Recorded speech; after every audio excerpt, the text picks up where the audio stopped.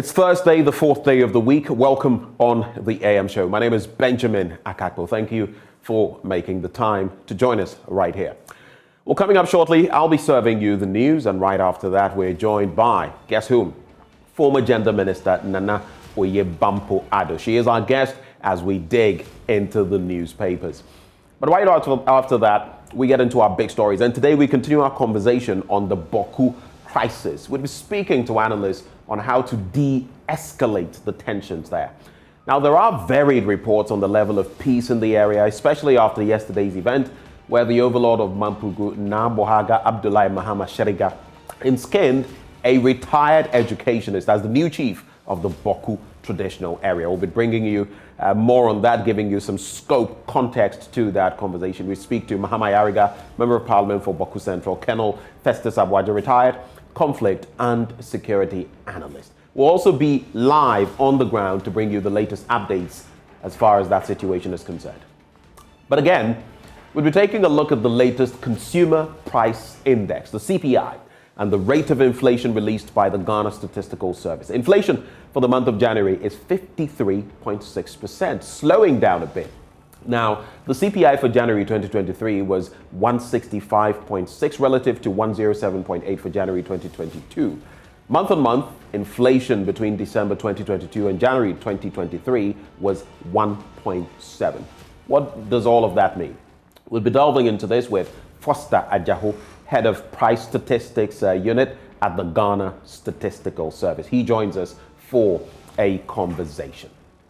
Well, later we offer you the opportunity of sharing your thoughts with us. As always, the live stream will entertain all of those thoughts, comments that you'd like to send through. What do you think about the AM show? What do you think about the matters we discuss? Shoot us a message with the hashtag AM show, and at the tail end, give us a call when we activate the phone lines. For now, though, let's settle for the latest in the news.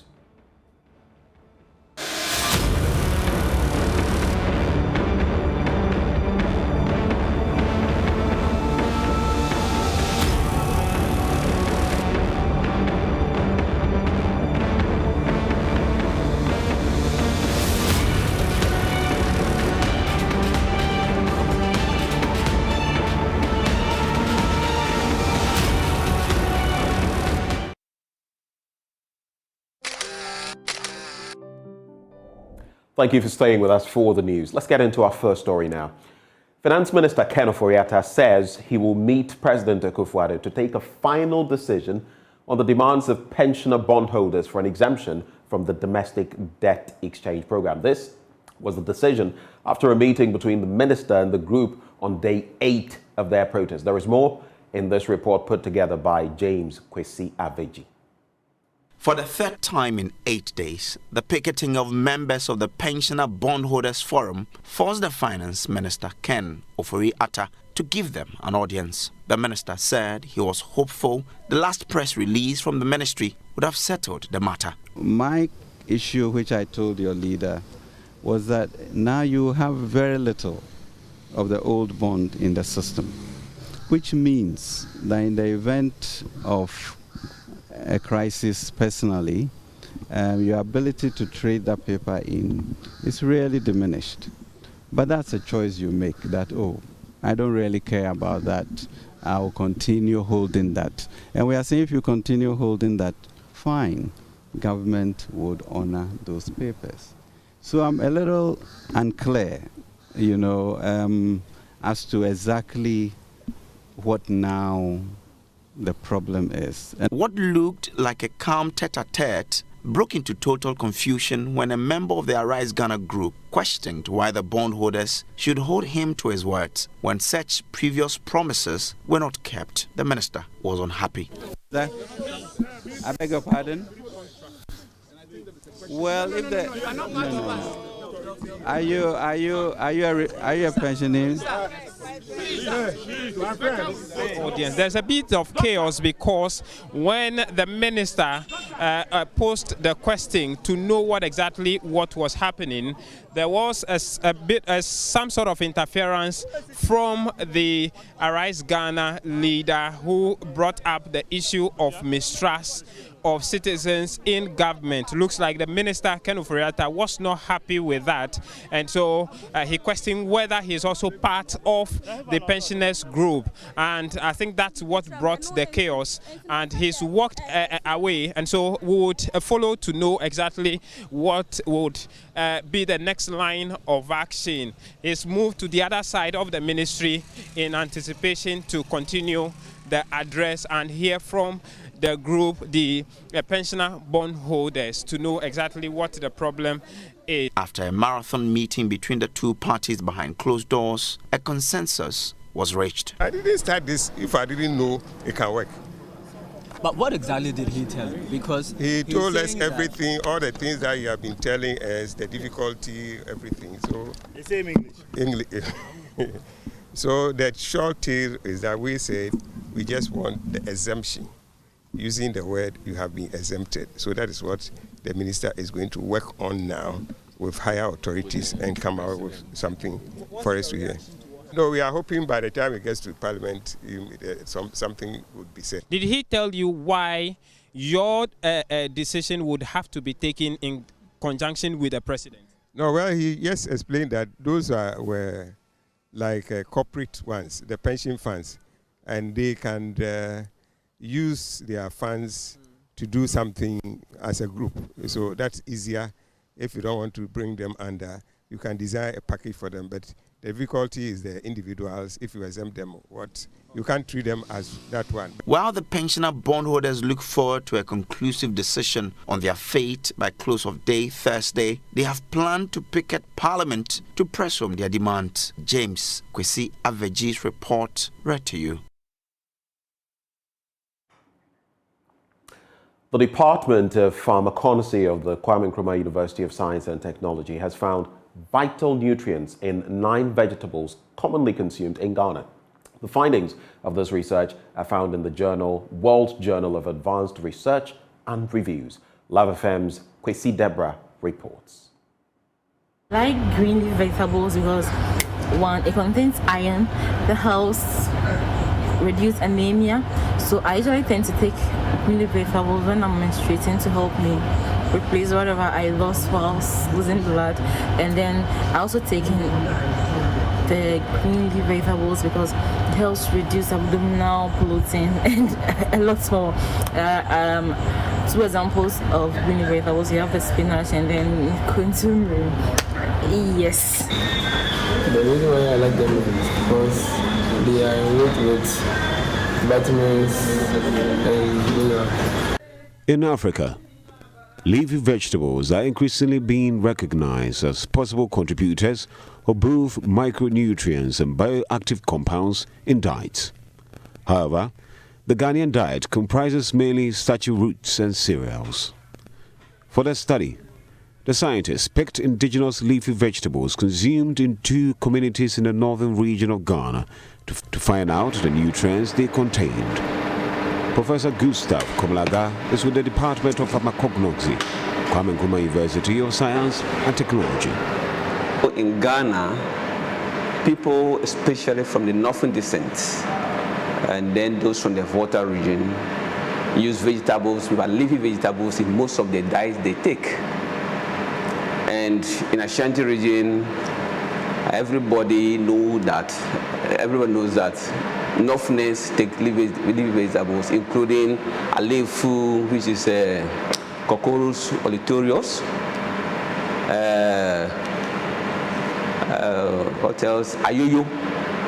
They take ayoyo and all that in their meals. So I wanted to find out what could be the health benefits as they take this as part of their meals. We also look at the antioxidant activity, where we determine or analyze the plant samples for free radical scavenging activity, and then total phenolic content, total flavonoid content, because all these contribute to antioxidant activity. The vegetables were found to contain various groups of phytochemicals and were generally rich in carbohydrates, protein, and fiber, but low in fat. Amaranthus cruentus, also known as alefu, was found to have the highest antioxidant capacity.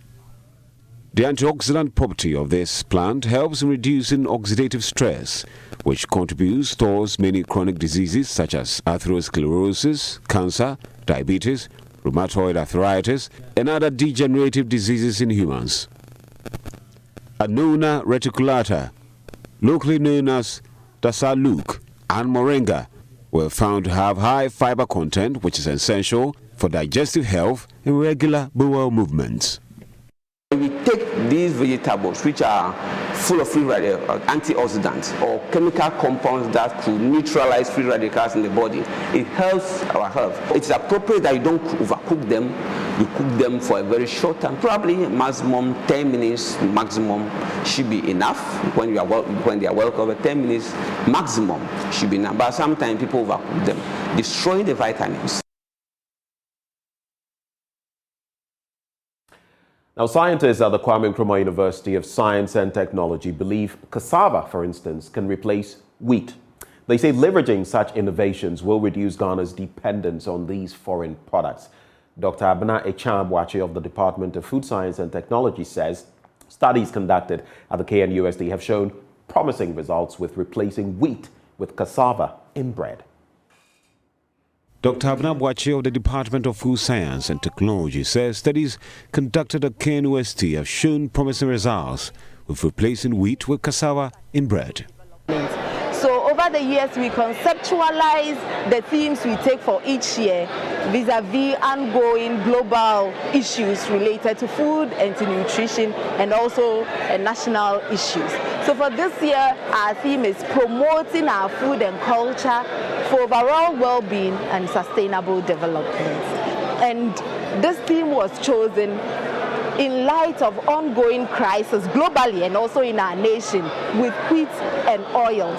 But from our studies that we have done in the department and in the university, we have proven that we have what it takes, if not to totally take away wheat, but at least to substitute to an extent, so that we can be self-sufficient when it comes to providing food for us in terms of using wheat or using the imported oils. These innovations and more will be given special attention in the 2023 KNUST Food Festival. The theme for this year is promoting our culture and food for well-being and sustainable development. Dr. John Louis Zinia Zauku is a member of the local organizing committee.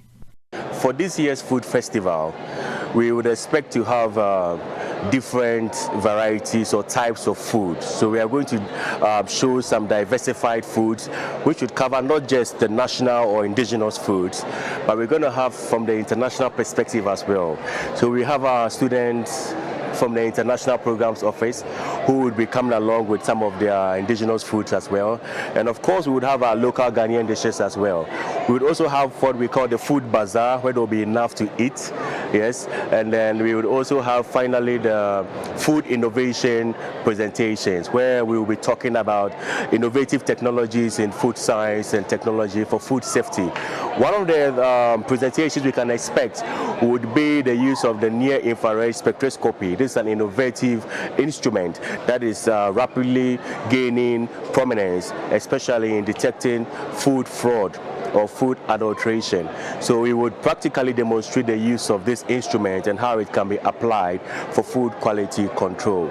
Also, you would have the opportunity to network with all the different personalities from all over the world that would be around for this year's food festival. Reporting for JoyNews, Kwesi Deborah. Let's go to the Upper West region now, and stakeholders in the mining sector are worried about the prospecting of gold by Azuma Resources Limited. They say the company has actually been mining instead of prospecting for the mineral. There have been tense moments between locals and officials of the company, prompting an intervention by the Upper West Regional Coordinating Council. Here's Rafiq Salam's report on that incident.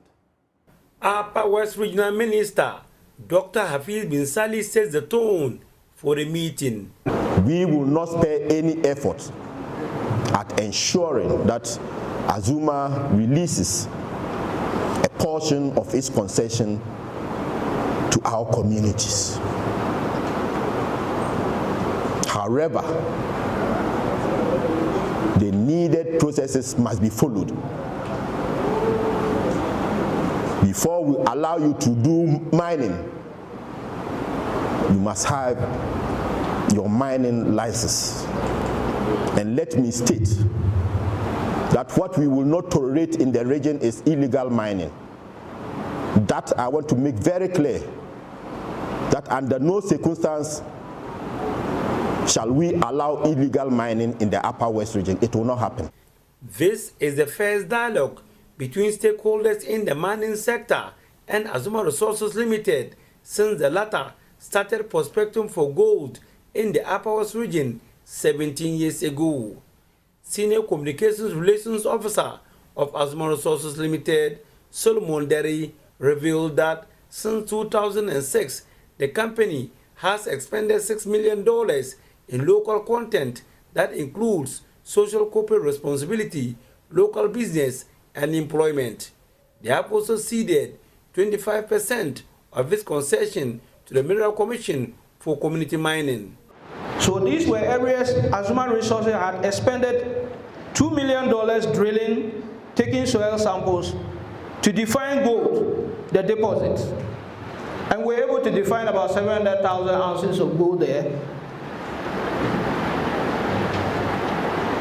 At the market value of $130 million US. So one can imagine the commitment of Azuma Resources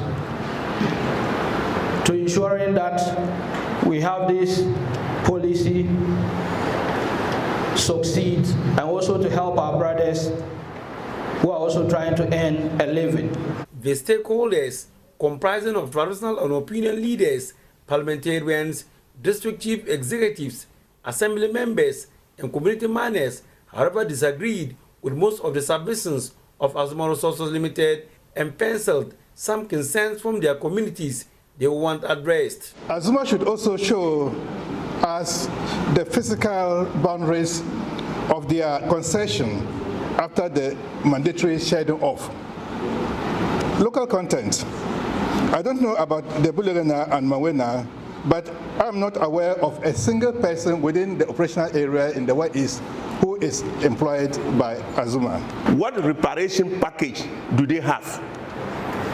The people want to know, because yes, probably a chief may benefit, probably a landowner may benefit, yes, an assembly will benefit. But the community, the people as a whole, what reparation package do you have for them? They want to be very, very clear. I mean, these are the circumstances under which the people will be prepared to cooperate with you. At some point, it became emotional, and they expressed their inner feelings and anger about what they called dishonesty and deceit on the activities of Azuma Resources Limited in prospecting for gold. You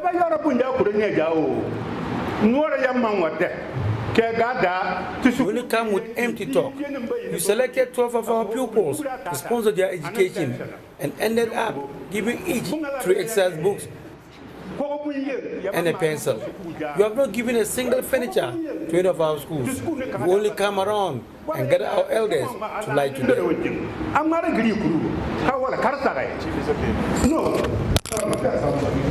There is also the issue of constant harassment and brutalities visited on the people by the military in the name of protecting concession of Azuma Resources Limited.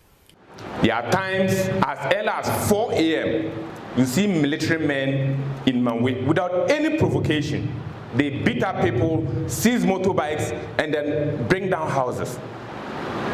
I don't know why Manwe itself is not a mining community. So if you want to deal with galamseyers, you don't go to the town itself. There was a day someone was going to the farm. He was seen and perceived to be going to Galamsey site. He was beaten and his motor taken away. Reporting for JoyNews, Rafik Salam. Wow.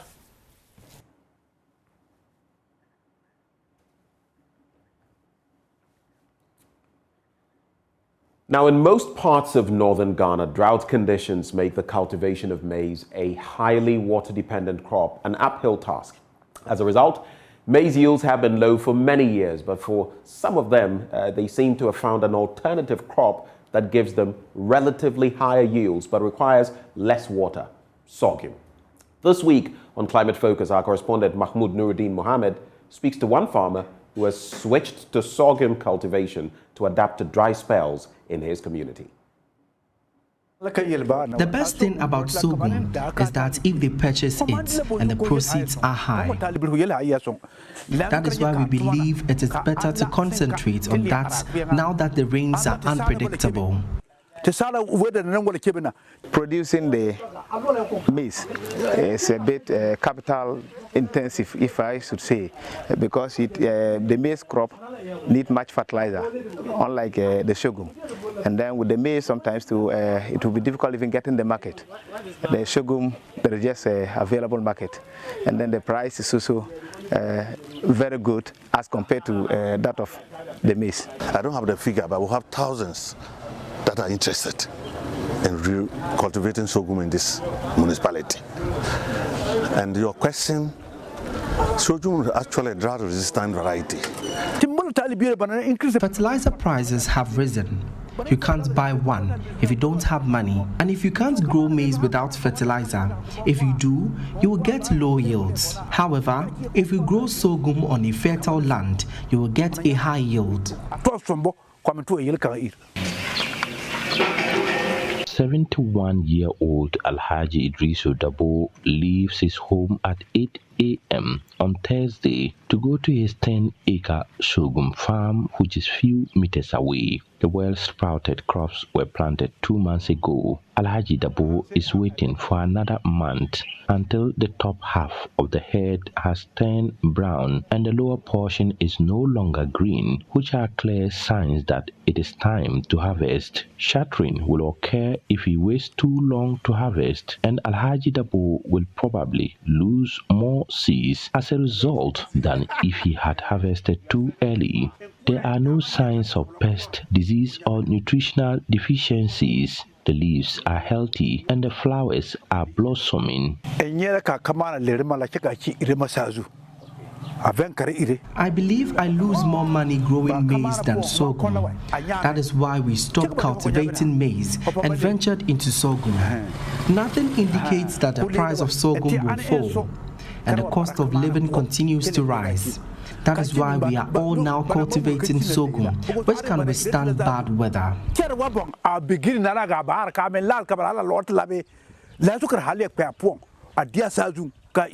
He visits the farm every day to keep an eye on any challenges and to act, if necessary, to protect his investment. And since when we started farming sorghum, no one in Chapori has harvested more sorghum than I have. In the Upper West region of Ghana's Chapori community, there hasn't been any significant rainfall for some time now, but the 71-year-old farmer is delighted with how well his crops are surviving despite the dry weather.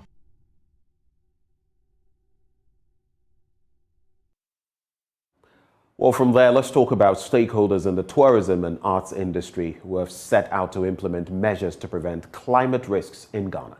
Manager for Health, Safety and Environment at the Petroleum Commission, Jonathan Nadomete, at an engagement on Wednesday, revealed that his outfit would ensure waste generated on the seas is segregated and not deposited into water bodies. There's more in this report by Jacqueline Ansomayaboa.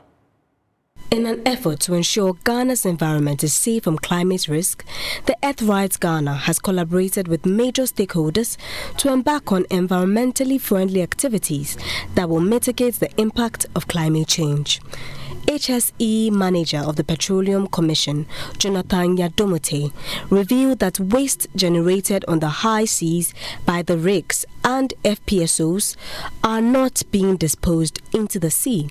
So, looking at the POB on board, there are wastes that are generated in different forms.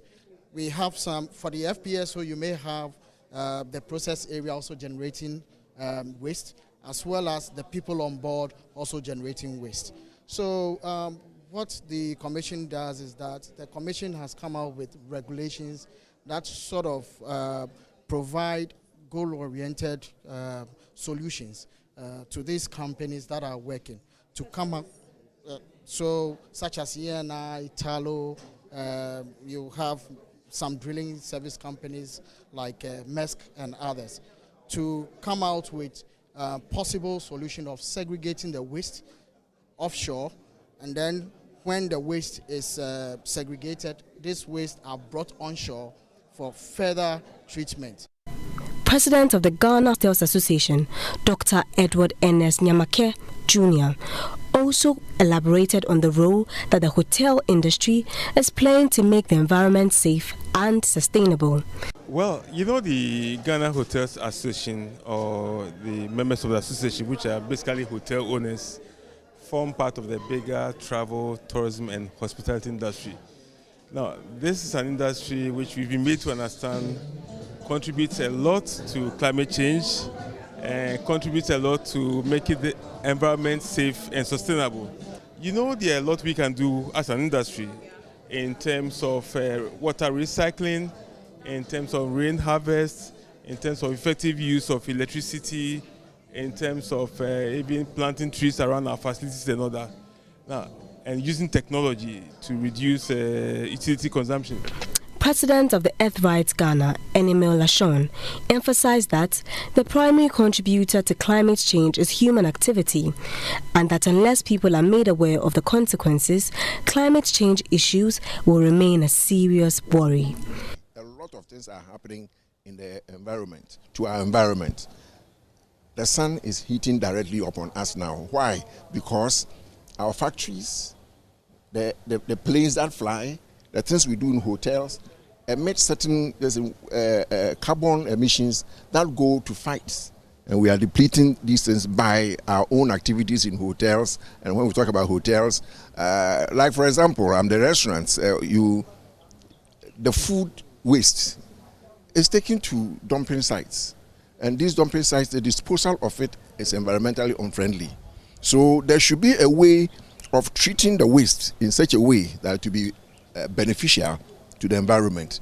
The less we burn things, fossil fuel, the more we reduce climate effect change. It is anticipated that the stakeholder involvement would produce recommendations and regulations for enhanced environmental standards. Jacqueline, your voice report, read to you.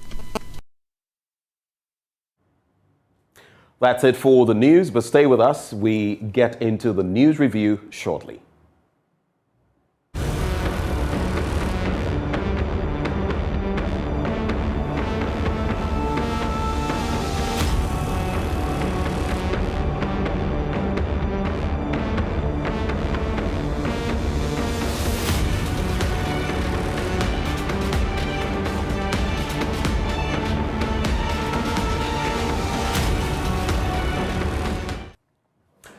Thank you for staying with us, joining us this morning for the news review.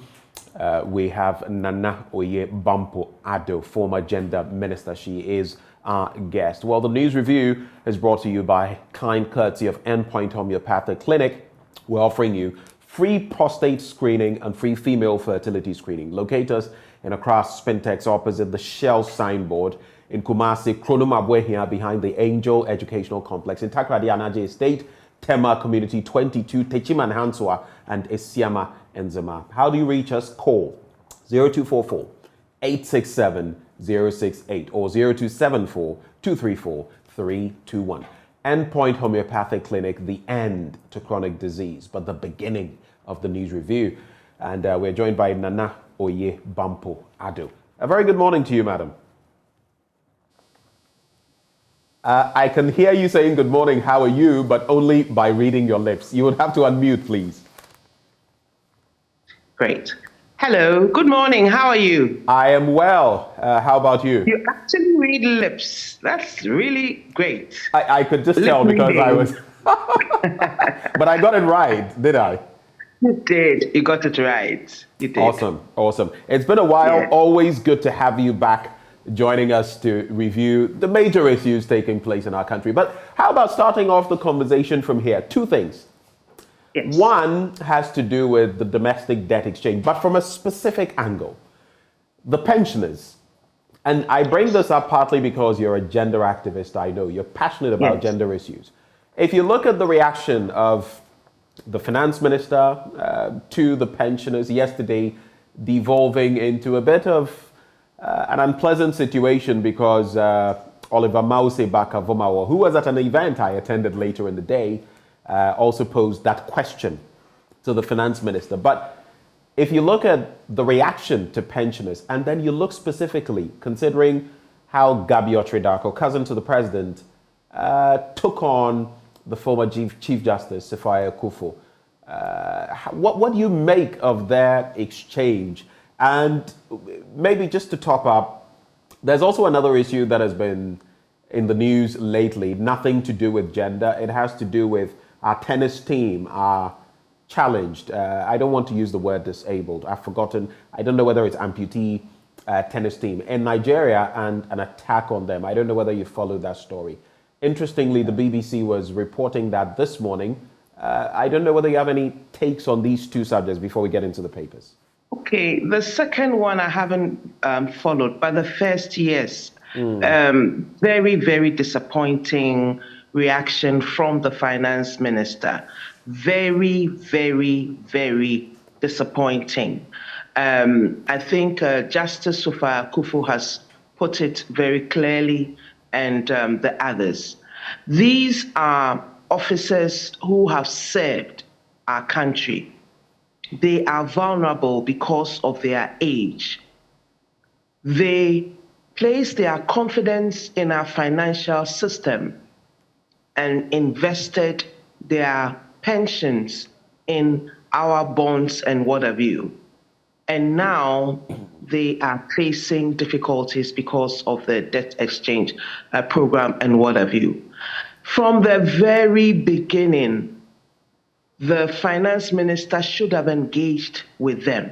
From the very, very beginning, should have identified the group of vulnerable pensioners or other groups that may be hardest hit by the proposed program, sat with them.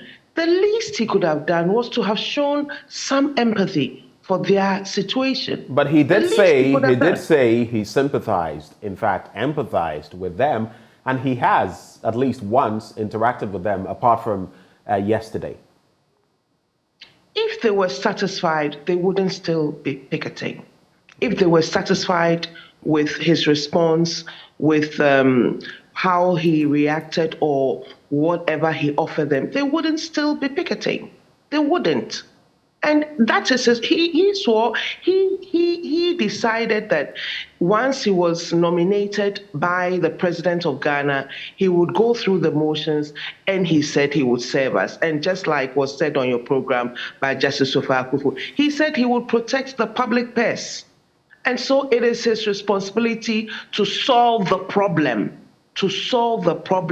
And get them a result that they would be happy with. If they are still picketing, that means that there are still serious issues. And like what I'm saying, for me, it's because they are vulnerable.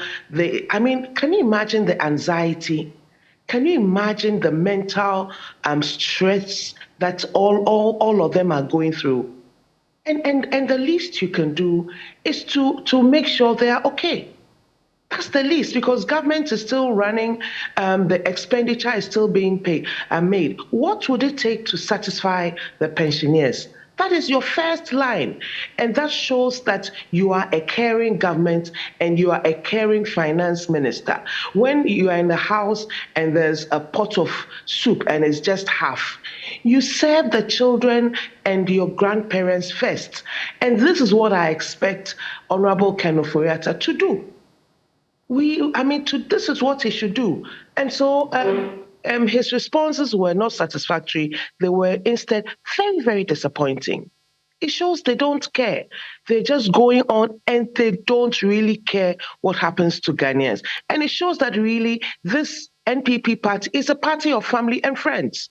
They just came to line up their pockets, the family and the friends line up their pockets, and the rest of us in Ghana, they don't really care. Because if they cared, Not a single pensioner should be at the Ministry of Finance picketing. Do you know what it takes for them to be able to even get up, to get ready, get a taxi, drive all the way with their Zimmer frames, their wheelchairs, they can barely walk, aching bones, to sit there the whole day? You know what it takes?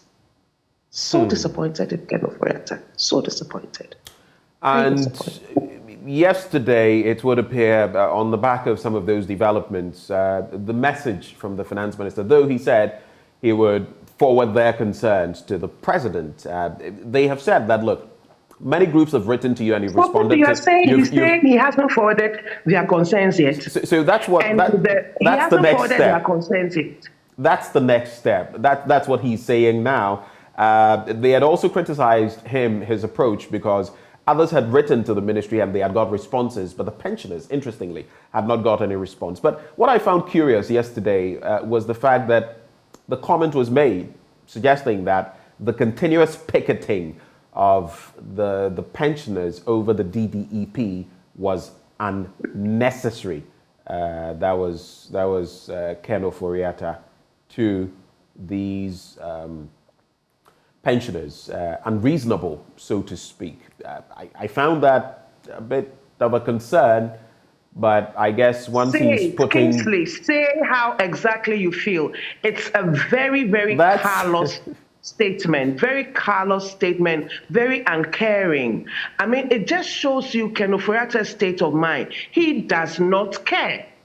They are lining up their pockets, family and friends in MPP. He doesn't care.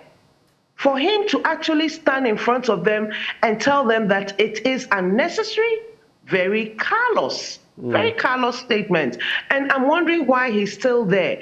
And it shows you, I mean, even NPP members of parliament has said, get out of the finance ministry. Civil society have also said, get out of the finance ministry. NDC started saying it long. Several people have said, resign and let somebody else manage. President Nana Addo Dankwa Akufo-Addo has blatantly refused. He has refused. Ken Ofori-Atta himself has refused. And he's continuing on this roller coaster, just destroying every single gain we have made, making a mess. The finance pot for Ghana, the reserves, empty. It's a big mess. And he still has the audacity, that is what I should use. He has the audacity to stand in front of public servants, civil servants, pensioners who have toiled honestly, with integrity for our country, and he looks them in the eye and actually tells them that what they're doing is unnecessary. It's terrible. Let's get into the papers. We're in deep trouble. Yes. The GES, according to the Daily Graphic, GES releases SHS placement. That story there, purported enskinment of Boku Naba, illegal. That's according to government, and that's a matter we're going to be talking about this morning. Develop means to maximize natural resource benefits. Samu Kudjatu advocates.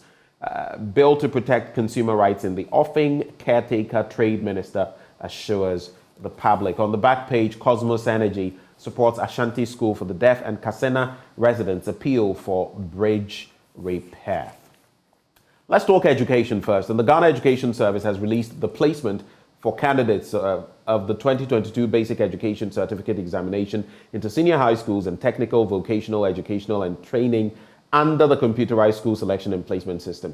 Out of the 547,329 candidates who registered for the examination, 538,399 qualified for the placement, the Director General of the GES, Dr. Eric Nkansa, said at a press conference in Accra yesterday. He further disclosed that 372,780, representing 69.24% of the qualified students, had automatically been placed in one of their choices. There have been some concerns about the school placement and how it works, especially from the basic level to the secondary level. And of course, in recent times, we have heard of those issues, the saga to do with payments for placement.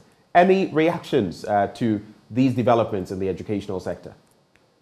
Payments for placement. That is what the Minister of Education and the Director General of Ghana Education Service should be addressing us on.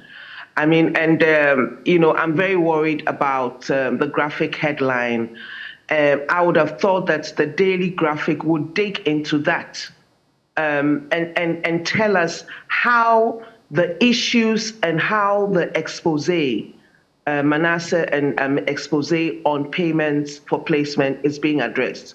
So you can't give us this headline without attributing or without focusing on how that is being addressed, because that goes to the crux of the issue. Right. Are we getting students being placed in schools of their choice without fleecing the parents? How has the Ghana Education Service addressed this big issue? Because it speaks to corruption, it speaks to incompetence, and also it speaks to the quality of the products that will come out of the senior high school, because it means you are placing square plaques in round holes. So what we should be seeing in the graphic headline is how this issue is being addressed. That should form a greater proportion of the Director General's statement. Let me ask you, you're passionate about education, I know. How do you think, I mean, from your lay perspective, what are some of the means we can use to plug the holes that you speak of? Let's go back to what we were doing before, where the headmasters and the principals of the second cycle schools were the ones actually doing this. Because I've heard about this cash for payment. It's been years. Every year you hear, and every year the amount goes up. But the CSSPS was supposed to address that, part of that specifically to prevent. So yes. It was supposed to be gender blind, color blind. It assigns you based on this process, and you get to go to school. But it's shocking that we have to come back to this point, because this is part of the problem the CSSPS was meant to address. Yes, but obviously, people are taking advantage, and this is what is happening. They haven't challenged the investigations and everything, and it's just like they just covered it and they just zipped their lips, and they're just carrying on like nothing has happened. I would recommend a complete overhaul of the present system. Because what are our objectives? We want access to quality education, and we want the students to be placed as per their competence in terms of as per their results. So if you had your 8-1s or whatever. So because if you don't do that and you get a student who with a low mark going to a top grade school, what is going to happen in terms of the product? So it is very critical for our educational system that there's a complete overhaul, the investigation report is taken, and there's a complete overview. I'm also concerned that the principals, the second cycle school heads are not saying much. I haven't heard their comments on the investigation. Have you noted yes. that for a while now, a lot of these yes. heads are a bit reticent. They are not so willing to speak, because we've also had incidents where some of them have been victimized, so to speak. When you speak up about whether it's a shortage of food or some of these things going on, or you dare talk about parents chipping in, there are repercussions. Do you still expect them to speak? Well, this is the government, and this is the Ministry of Education, and yes, they should speak. They should speak truth to power. Right. Everybody should learn. If we want to go on, progress as a country, we need to say it as it is. We need to say, and if all of them come together and speak with one powerful voice, I do not think the Ghana Education Service or the Ministry of Education would victimize them.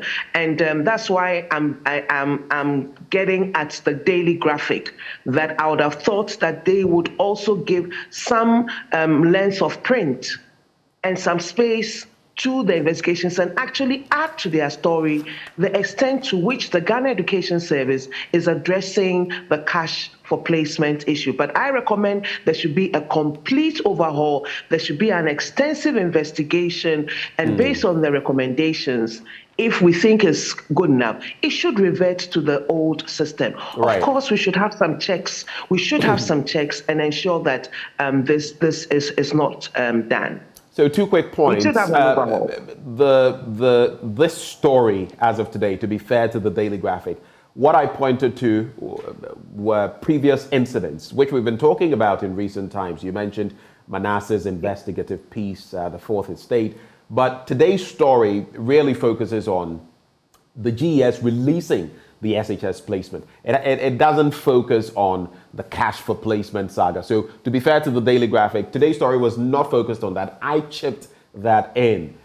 So your expectations, I believe after the cash for placement saga came, the Daily Graphic did have stories enumerating some of those. But just a point of departure, not from me, but from Education Minister Dr. Yao Osei Educhum.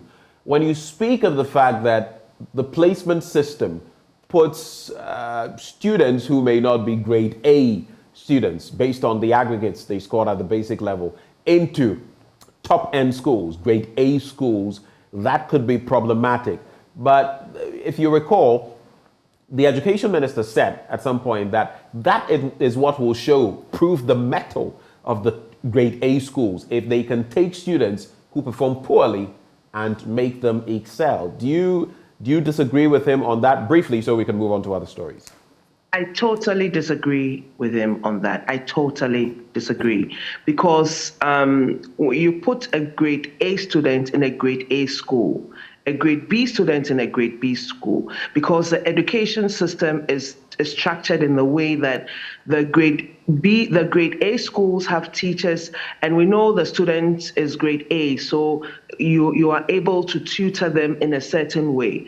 With grade B, you know they may have some learning difficulties and all that. So the teachers are aware, and they are also able to teach them in a certain way. So goes for grade C. So at every level, there is a system of teaching having regard to the students' IQ or intellectual capacity or ability. And that is the whole essence of categorizing. I was an art student, so I found chemistry very difficult. I was in an arts class, and so we had a science teacher who could break everything down to arts students. And those who were science, whatever, were also in a higher grade class. And they had a science teacher who could break it down to them in the way that they understood. And that is what would help, the students. And so that is untenable, and I do not agree with the Education Minister. Right. And I'm sure you can call NAGRAT and NAT, and they'll tell you the same thing, that place the student where they can assimilate and where they can be taught in a certain way, having regard to their intellectual capabilities. It's interesting you talk about intellectual capabilities, though, because sometimes the privilege access, look at some parts of northern Ghana. I remember back in school at Bishop Herman, you would have some people whose aggregates were not so good. I mean, they didn't have the logistics, the wherewithal, but when they came to more privileged schools, they excelled. They did very well. So it's here and there, but I'm sure we should be able to find middle ground and sustain the system. But very quickly, let's look at these stories.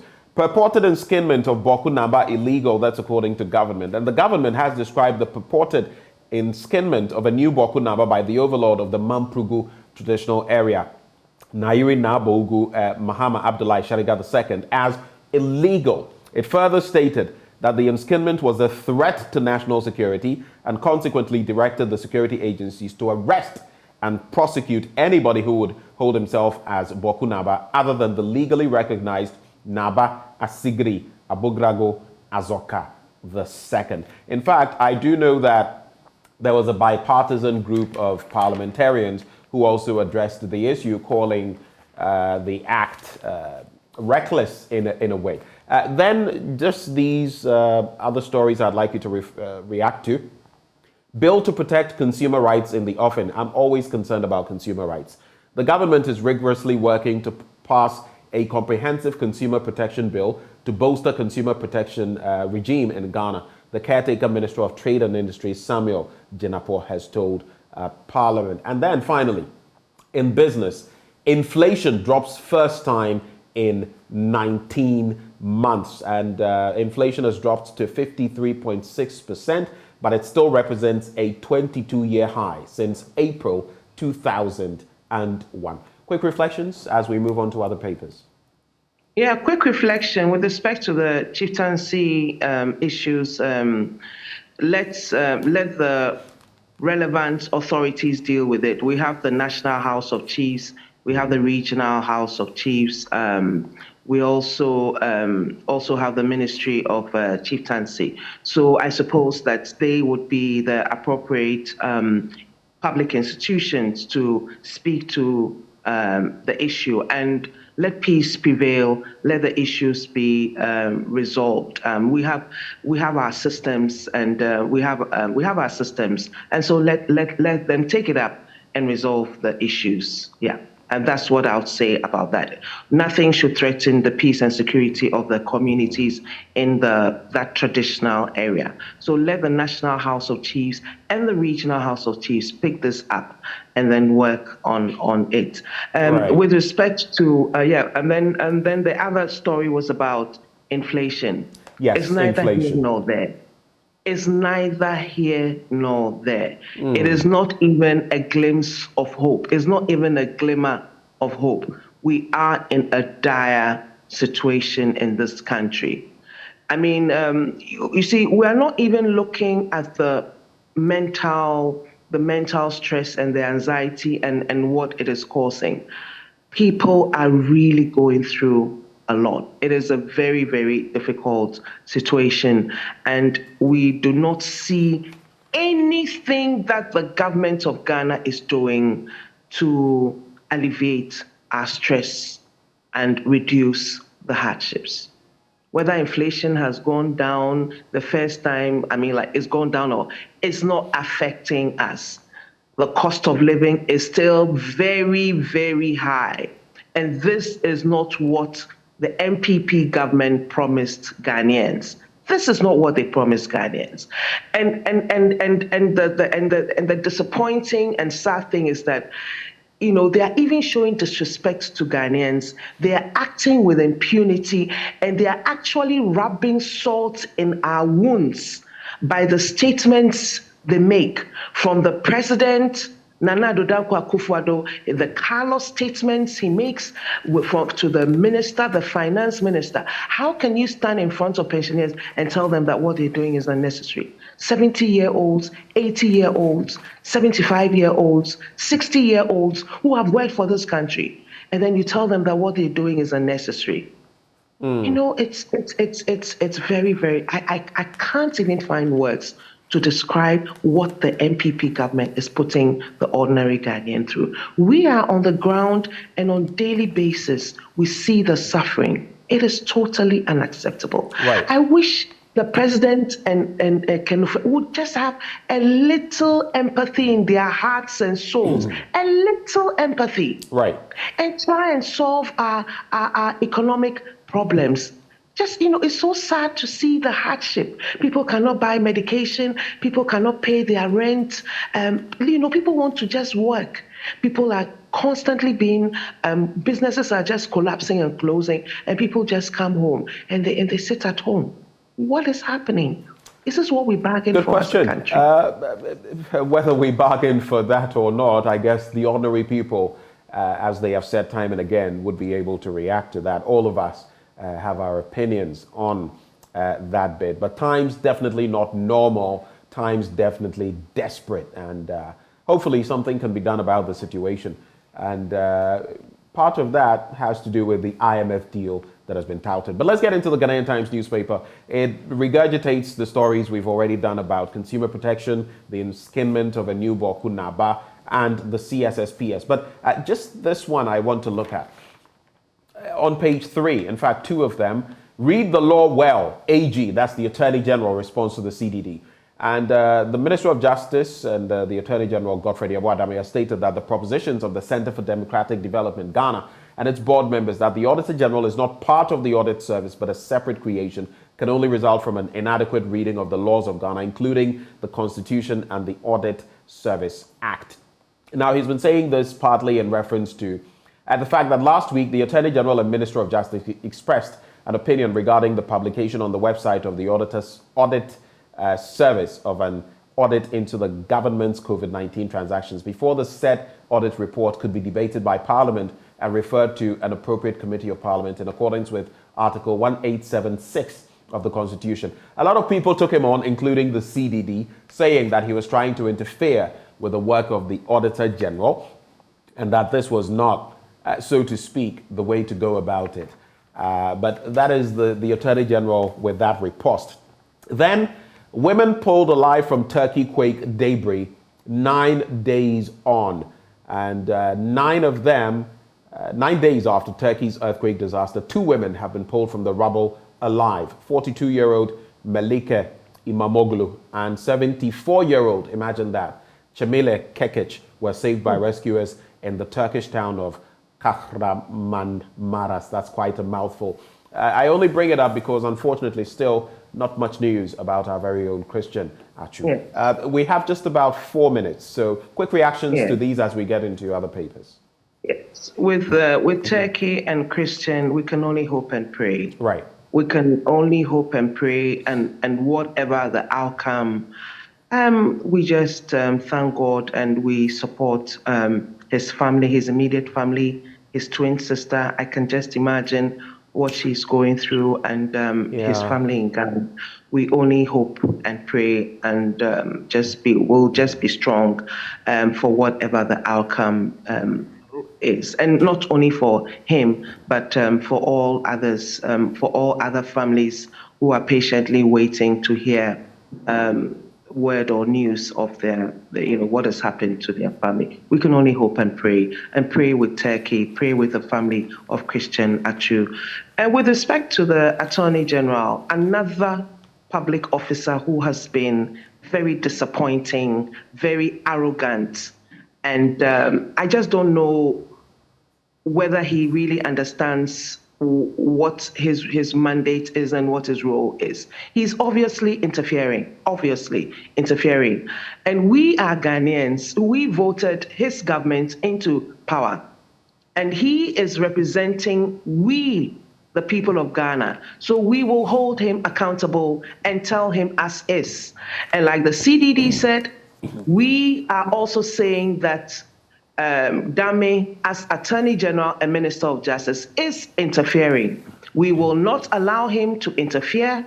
The Auditor General has carried on his mandate and he has posted the report, and we want action on that report. We want prosecution. Right. Let's look at the recommendations. That is what we're saying. I mean, we can all read and write. We are all lawyers. We can also read the Constitution. What he's doing as Attorney General is interference. Right. And we will not allow him to interfere. The processes should go through those who have squandered money and those who have taken money, and whatever has happened with the COVID fund, we will make sure that the recommendations are executed, and those who have to be prosecuted will be prosecuted. Right. We will not allow any government official or any contractor to use money inappropriately and just sit fat. You will have to be prosecuted, and the law will deal with whoever has been corrupt in that report. Whatever he says, we will not abide. We will make sure that Parliament investigates or Parliament considers that report and the processes go through. So the Attorney General and the Auditor General stand firm. You are exercising your mandate in accordance with the law. We will ensure that government accounts for every single penny from that COVID fund. He should be rest assured. We support him. And also with the consumer bill, we're happy that there's progress. It's really, really needed. And we're hoping that it will come. Now, you see, we are the highest, we have the highest prevalence rate for cancer in Ghana. And there's a need for us to be able to have those rights, to be able to assert and ensure that the products that we are buying are kosher. Thank you. Let's wrap with these headlines, and you can give me quick reflections as we go. I'd like to apologize to all of you who are watching via the live stream, right from the news to the news review. A lot of you have complained about the poor quality of sound. In fact, you say no sound. We're working on that. Hopefully it will be better when we get into the big stories. But we apologize to you for that. Obviously, you're very eager to hear what is going on, and it's unfortunate that you cannot hear. Just to wrap the conversation, so BNFT, CD to close year at 13 CDs to $1. And that is according to the research arm of RMB Africa, projecting the currency to end 2023 at around 13 CDs to $1. And if sustained, it will represent a significant improvement over the CD's performance in 2022, when it depreciated by 30% against the dollar. Then our presidential jet is back, according to the Daily Guide. The Falcon 900 EX presidential jet, used by the president and key government officials for both local and international travel, is back home in Ghana. This was after undergoing 6 months of repair in France, in Paris, France. The jet arrived in Ghana on Tuesday, February 14, 2023. And sources said during the period, the entire aircraft was fully refurbished with a retrofit and avionics systems upgraded and carried out on the plane as well. Finally, we have plans to take government off central bank support. That's according to the Bank of Ghana. Taking government off central bank support. You can reflect on one or two of these stories as we wrap, Nanoye. Yes, I mean, the presidential jet. In this austerity, the Daily Guide decides to make this a headline, presidential jet, when we're talking about children going to bed hungry, when we're talking about schools not being able to feed students, when you're talking about pensioners not being able to buy medication to even survive, when we're talking about people dying because they cannot afford medical care, you actually post a headline about refitting a presidential jet. Like all that money, I'm sure it's millions of dollars. Could we not have used all that money to solve some of our problems? Could we not? But we were told that the jet had problems. Would you have preferred the president, though, and other key government figures? Would you have preferred them using private jets? Some Kuja has been on their case for that as well. We need to reduce government expenditure. We need to reduce government expenditure to be able to get the revenue to shore up the other sectors of the economy where we're having challenges. Right. And in this austerity debt exchange, you're looking at debt exchange program, you're looking at people's investments, and you talk about refurbishing a presidential jet. Interesting point you make, but we'll have to hang it here. This is where they are oblivious. They don't care. It's about their comfort, and it's about, the luxurious lifestyle, going on yachts and parties. And this is what the MPP is all about. This is what the government is all about. The president of Ghana and the minister of finance authorized this. They actually authorized for our presidential jet to be refurbished in this austerity. What? Nanoye, this is totally scandalous. I am tempted to say, oh yeah. Thank you so much, Nanoye. No, I mean, people come to my house and they're asking for 20 mama. I mean, they actually come and I have to carry my condo. I have to just give everything out to them. People are really suffering. Desperate times indeed. But we'll have more time to converse on some of these matters moving forward. Former Gender Minister Nanoye Bampoe-Addo has been our guest. Thank you so much, madam, for joining the conversation. Yeah, thanks.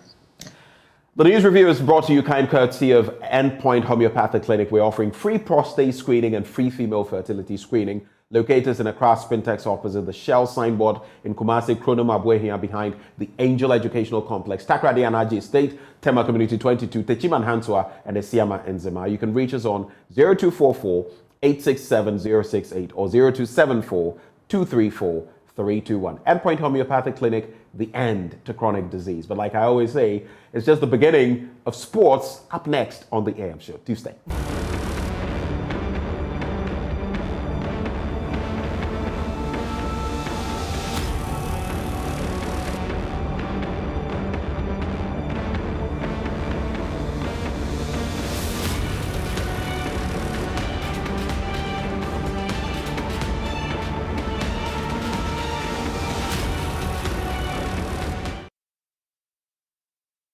Good morning. AM Sports here with me, Muftau Nabila Abdullahi. On April 1, former WBO Super Bantamweight champion Isaac Dogbe will be in action against Roberto Ramirez. The Ghanaian is seeking to become a two-time world champion after moving up in weight to the WBO featherweight division. My colleague Nathaniel Arthur is with his team, and he has come through with this report.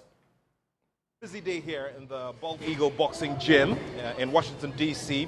And what you can see here is a very, very intricate, painstaking process where the trainer, Barry Hunter, is getting Isaac padded up for a very intense set of sparring sessions. Now, there are some sparring partners in here. Some are gym mates who are very, very tough, and all of them are supposed to get Isaac ready and conditioned enough to withstand all the pressure that's going to come in the ring. How you doing?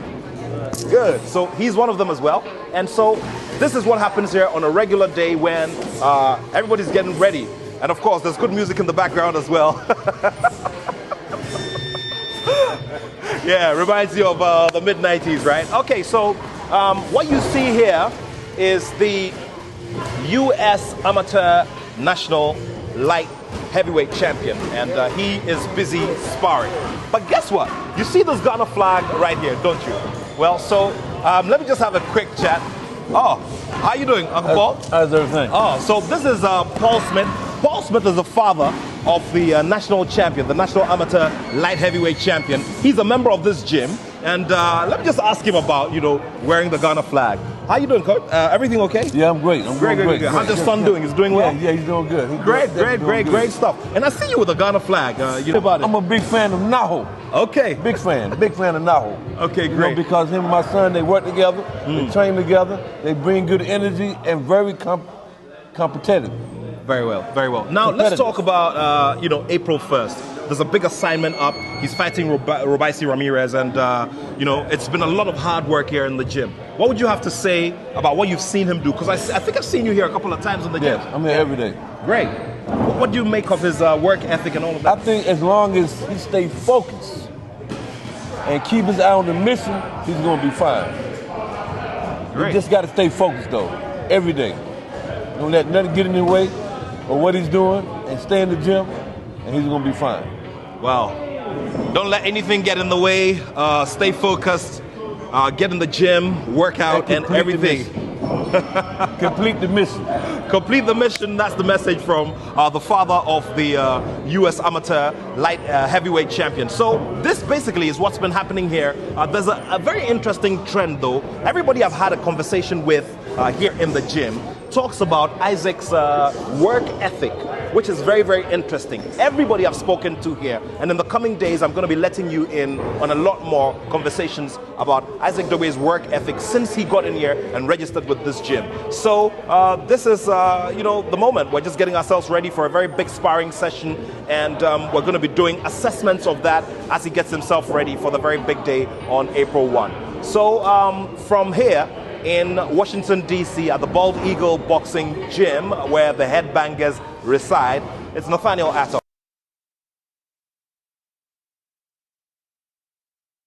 Let's talk some football now. And last Sunday, the Ghana Football Association announced Chris Houghton as the new coach of the Black Stars. One man who will be assisting him is Didi Dramani, the head of football of Right to Dream Academy and a former head coach of Black Maidens and Kumasi Asante Kodoko. He's been speaking about what Chris Hughton brings to the table as head coach of the Black Stars and what he should do to succeed.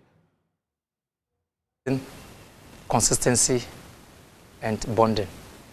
And you know, he came here. He visited me here. And then I gave him audience with my staff. We had fortunately it fell on a Thursday, and Thursdays we have technical meetings where we extensively explore around each other. And I gave him that space, and then I gave him the space in the assembly hall where we had the whole student body, and then he spoke to them. And so already this is somebody who values their grassroots. This is somebody who cherish partnership, who cherish colleagues, who cherish unison. This is somebody who has seen it all at the top level and still says that I still learn around these people that I work with. So I think that the FA and then the government really are very clear in their direction towards the development and progress of our football in terms of deliberate, keeping consistency, and then I hope that they will remain patient around these processes in terms of how we want to create success. In creating success, you need a period to do this, and you need consistency. And what has been created already means that the bond is there, and so this is a huge one. So Chris brings about team building, cohesion, and then strong relation, and then experience. You know, at the EPL level, huge experience, and that's what I said. He has seen it all, but he's still very open-minded. Should we raise our expectations since his experience? No, we have to be very modest in terms of our expectations, and then support and align, especially our huge industry, which is the media point, that we need to have a clear view of how we are rolling things, so that you'll be able to see that, okay, this is where we are. This is where we are going, we want to go. But these are the things that we need to be doing. And the good thing is that we have a strong database. And that's why when I was talking about the John Pinzel issue, I was saying that some players you need them now. Some players you need them in the medium phase. Some players you need them in the longer term. And in the process of team building, that's how it's going to be. Some are going to be falling off. Some will fall off so early. But others are the ones that you are carrying for longer periods. So how do you do to be able to have them consistently be part of it? And it's about having at least a collection of 50 to 55 players, where you know that always the revolving is going to come out from this group. And once you have that one, then you are building a strong team. So from the team we took to the World Cup, what percentage of that team do you think we should maintain? Absolutely, the squad is still alive, and then the squad is what you have to be looking at how the leagues are going on now, and then those who are on the pitch, and if you are talking about those to maintain, if the person is injured, as we know from you don't want to answer my question. Daniel Chre being injured. If the person is injured, absolutely he's out. No, but I mean, because you just need 5 days to play. Should we keep 70%, 80%, 90%? I think that the core of the team is still the base.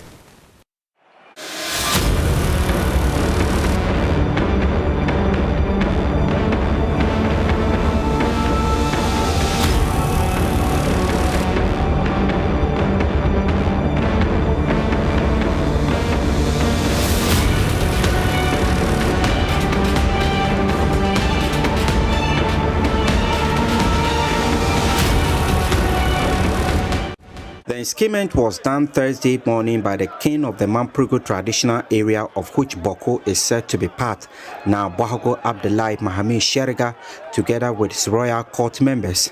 It started with the arrival of the families and sympathizers of the 4 Mamprugu Gate in Boko. Soon, scores of people in around Nalirgu began to gather at the palace to witness the historic enscament of a Boko Naba by a Mamprugu overlord after nearly 40 years.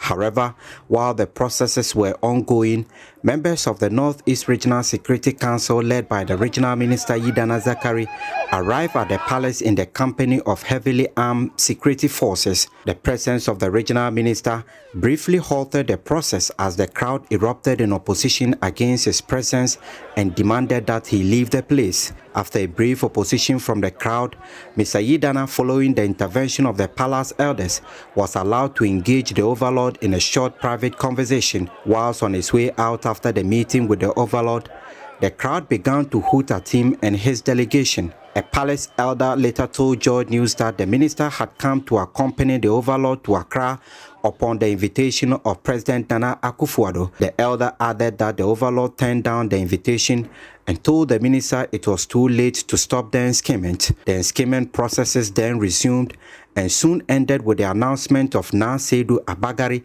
with a chieftaincy titled Na Akuluga II as the new chief of the Boko Paramount Skin. Speaking to JoyNews, some of the residents believe this enscament would ensure the return of peace in Boko. The ban has never solved any problem. Bans have killed many people. We have seen many deaths, we have seen many maiming, we have seen many properties and lives destroyed. It has to stop. The youth, I am a young man and I feel very bad. Every time I see pictures of Busasi youth being killed, as somebody who is a parent, I feel very much aggrieved. I am not happy. There is nothing like a Supreme Court ruling. So indeed, what the Nigeria has done today is the best thing to do. Indeed, this is a stepping stone to a resolution of the conflict or crisis in Boko. I would want to entreat politicians to respect the chieftaincy institution. So the government should rather pay attention or concentrate on how to ensure that lives and property are not lost there. But as for taking the chief home, in fact, the chief will soon be home. There is nobody on earth that will be able to stop the legitimate Boko Naba from getting to Boko. I expect everything to return to normal as usual. We've had it before during the era of Dr. Kwame Nkrumah, Ghana's first president. He created this thing in the first place. But after the overthrow of Nkrumah in 1966, the then Nayiri, the 30th king of Bambu, Nabongo Adam Badimso, and Skin Na Tampura Adam Zanjo as the 14th Boko Naba. And you can go and check the history. Boko returned to normalcy. Everything was moving on smoothly until the demise of the 14th Boko Naba, Na Tampura Adam Zanjo, before we had what we were having. So we are optimistic that everything will return to normalcy after this escape. So everybody in Mampuru, Upper East, in Northeast, we are happy to see such a thing. For Nayiri to skin Boko Naba, because all that place is for Yawa. The new chief is a popular retired educationist whose grandfather was the 12th Boko Naba. He was unanimously approved by the crowd as they burst into loud cheers amidst drumming and dancing. The new chief, Na Akuluga II, called for an end to all hostilities in Boko. Finally, like Boko program that has existed for almost half a century. Elias Sutanko reporting from Nalirgu for JoyNews. We are pleasantly happy that they have issued a statement condemning the act, but it's not enough. It is not enough to condemn the act. It should go further than that and make sure that the fellow doesn't act as a chief. That is important. Not words alone, but action, by government. There cannot be a rival chief in Boko. There is one chief recognized by law, and that should be respected by everybody under this constitutional dispensation. So government should not just say that we condemn it, but make sure it doesn't work. No rival chief exists in Boko. That cannot be tolerated. I'm very much surprised that this incident could not be nipped in the bud, that it could have been prevented. You all know that prevention is better than cure. I think that they have enough intelligence on the ground to have averted, to have informed government to avert this development. It is unfortunate that it wasn't averted, but we are still confident that the government of the day will make sure that there is no rival chief in Boko.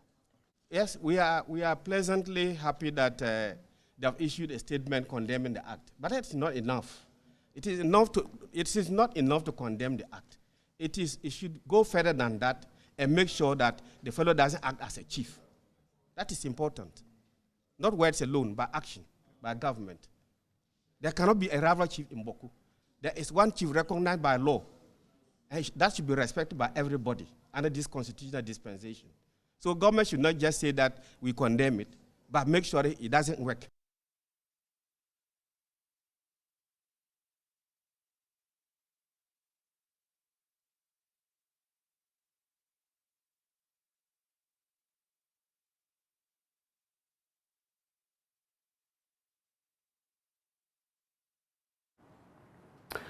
And that is the situation we're discussing this morning as our arrow issue, the Boku development, that installment of a new chief that has left a lot of tongues wagging. Well, joining us for that conversation, we have a number of guests. We'll be starting with Mahama Yariga, Member of Parliament for Boku Central, who joins the conversation, together with Colonel Festus Abwaje, retired conflict and security analyst. I'll start with you, Colonel Abwaje. When you look at the developments in Boku and the recent sparks that have flown, I was just reading a bit about some of the antecedents to what we see all the way from 1978. We know this conflict has been premised on rights to allodial land on the one end, and then chieftaincy on the other end. In this instance, it is chieftaincy that has come to play. But what do you make of the Boku situation, past and present?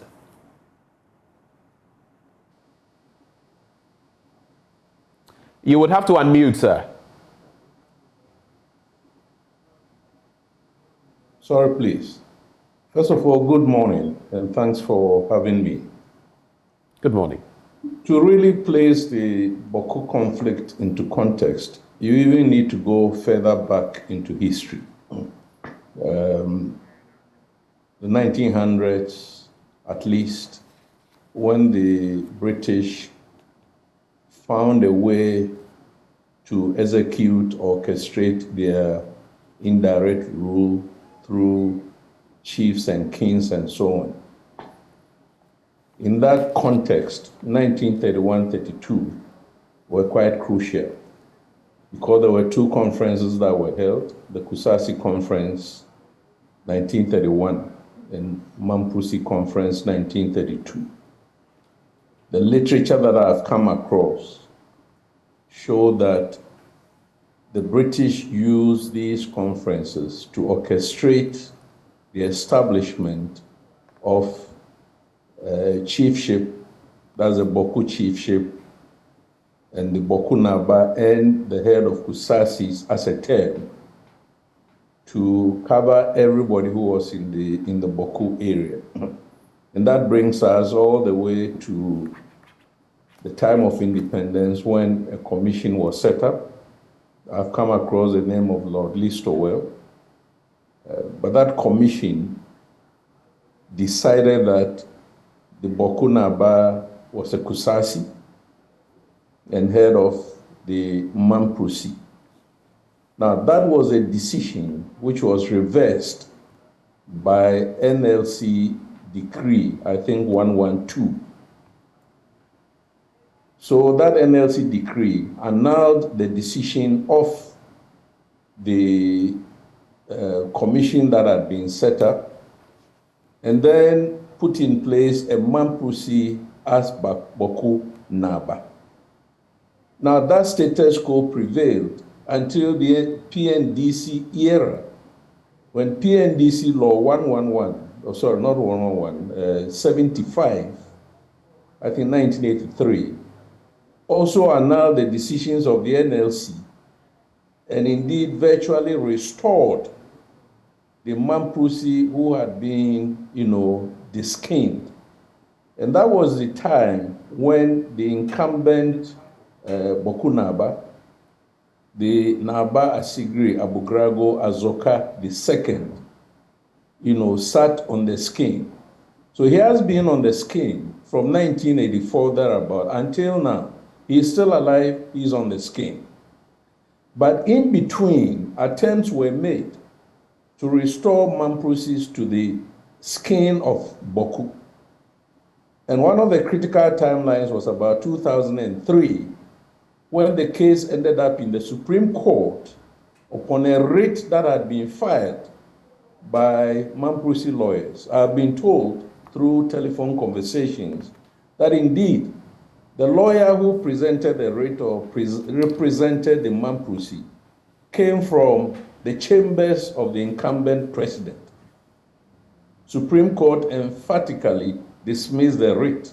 Actually, the writ had been withdrawn, but dismissed the writ, and that was even an appeal court, I should think. So there had been this dicey situation, representations to, let's say, the former president, Kufuor, and the incumbent president, all of which seem not to have worked. The big question now is, why is all of this happening? That in the long history of this conflict, it is only now that there are two centers of traditional authority in Boko.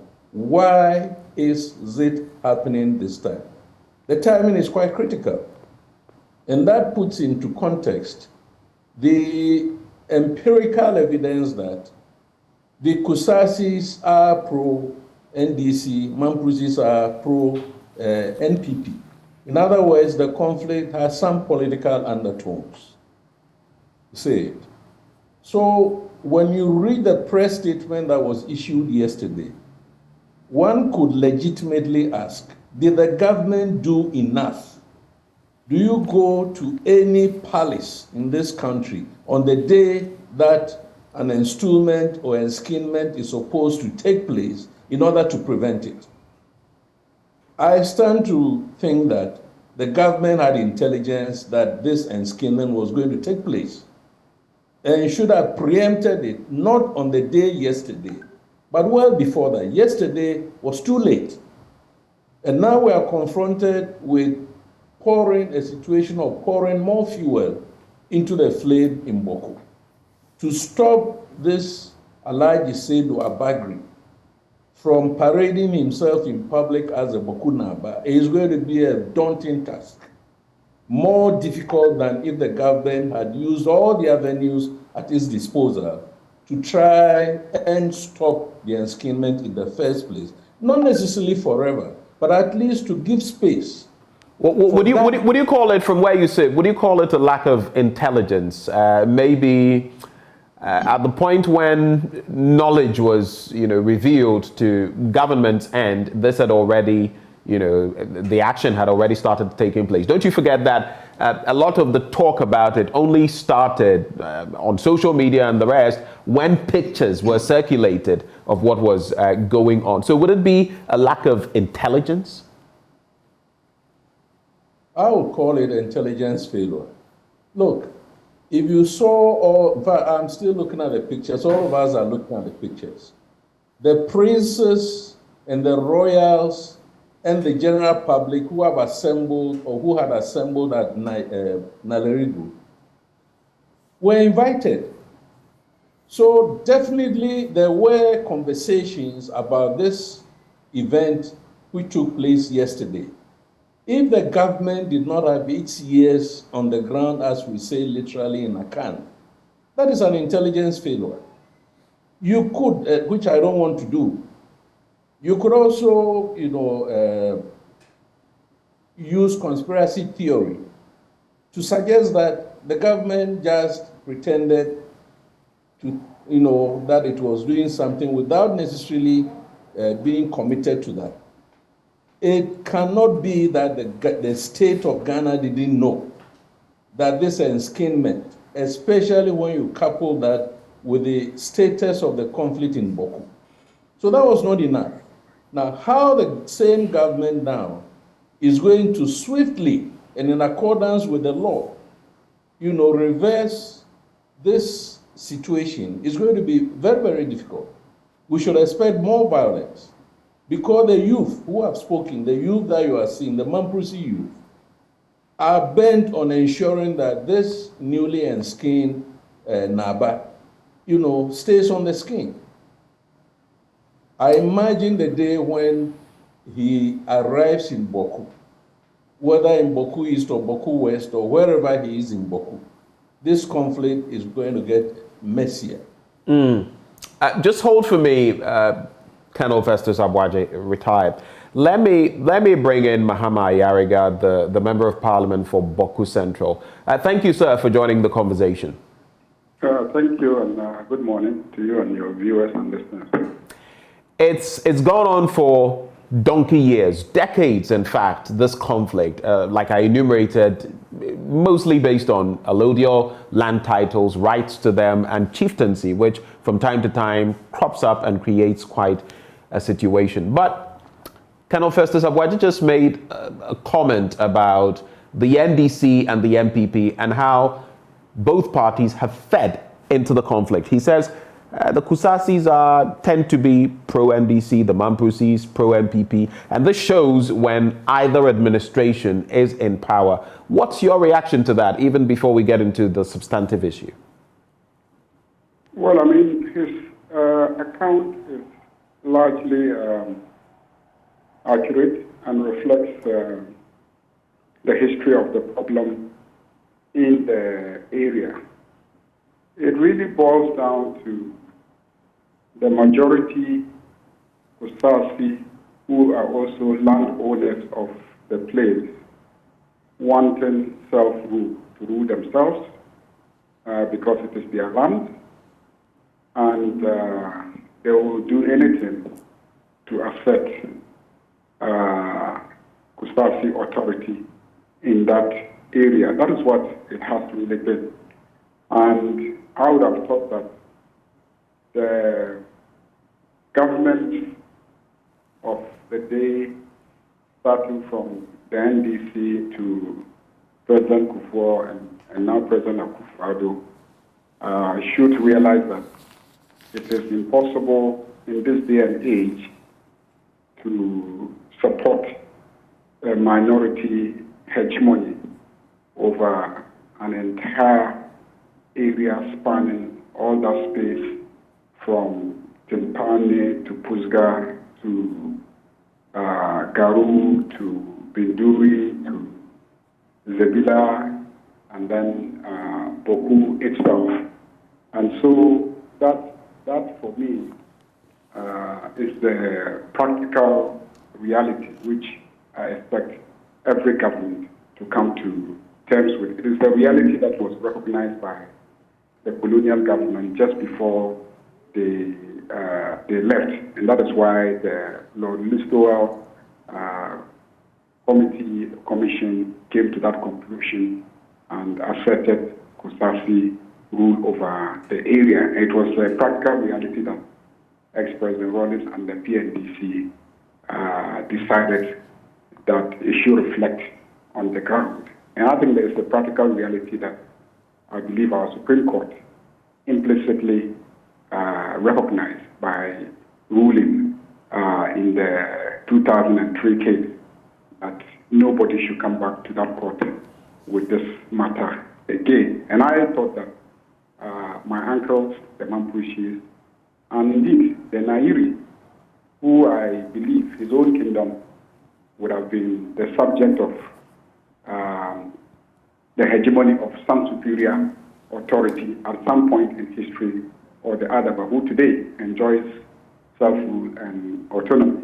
So I would have thought that even he, my grandfather, the Nairi, would realize the practical constraint of insisting on maintaining his hegemony over the Kusasi area. So basically, this is what it is about. No matter how you look at the history and etc., it is about Kusasi self-rule. And the practical reality in this day and age is that you cannot impose yourself on a majority in their own land, and nobody will accept it, nobody will live with that. I straddle the two ethnic groups. I share their blood, but I have to be frank and true to history and the realities of today. Now, to what happened at the Nairi Palace, that is most unfortunate.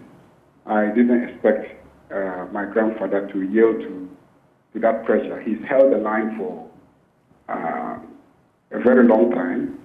At this age, I don't know if he's able to entirely control the environment around him. So are you suggesting that one, he erred, and that two, maybe age may be catching up with him, so he is liable to certain mistakes that in a more youthful era he wouldn't have made? Well, I think age would tell on a person at such an advanced age, and he could be easily subject to the manipulation of his elders and people at his palace, and is easily susceptible to pressure. Is that what you think happened? Is that what you think happened? Is that what you think happened? Well, I'm just saying that could easily have happened. But then whatever happened is clearly illegal, even by the government's own statement, that it is illegal. I've consistently said that it won't be legal to do anything like that. And also, it will practically be impossible to enforce.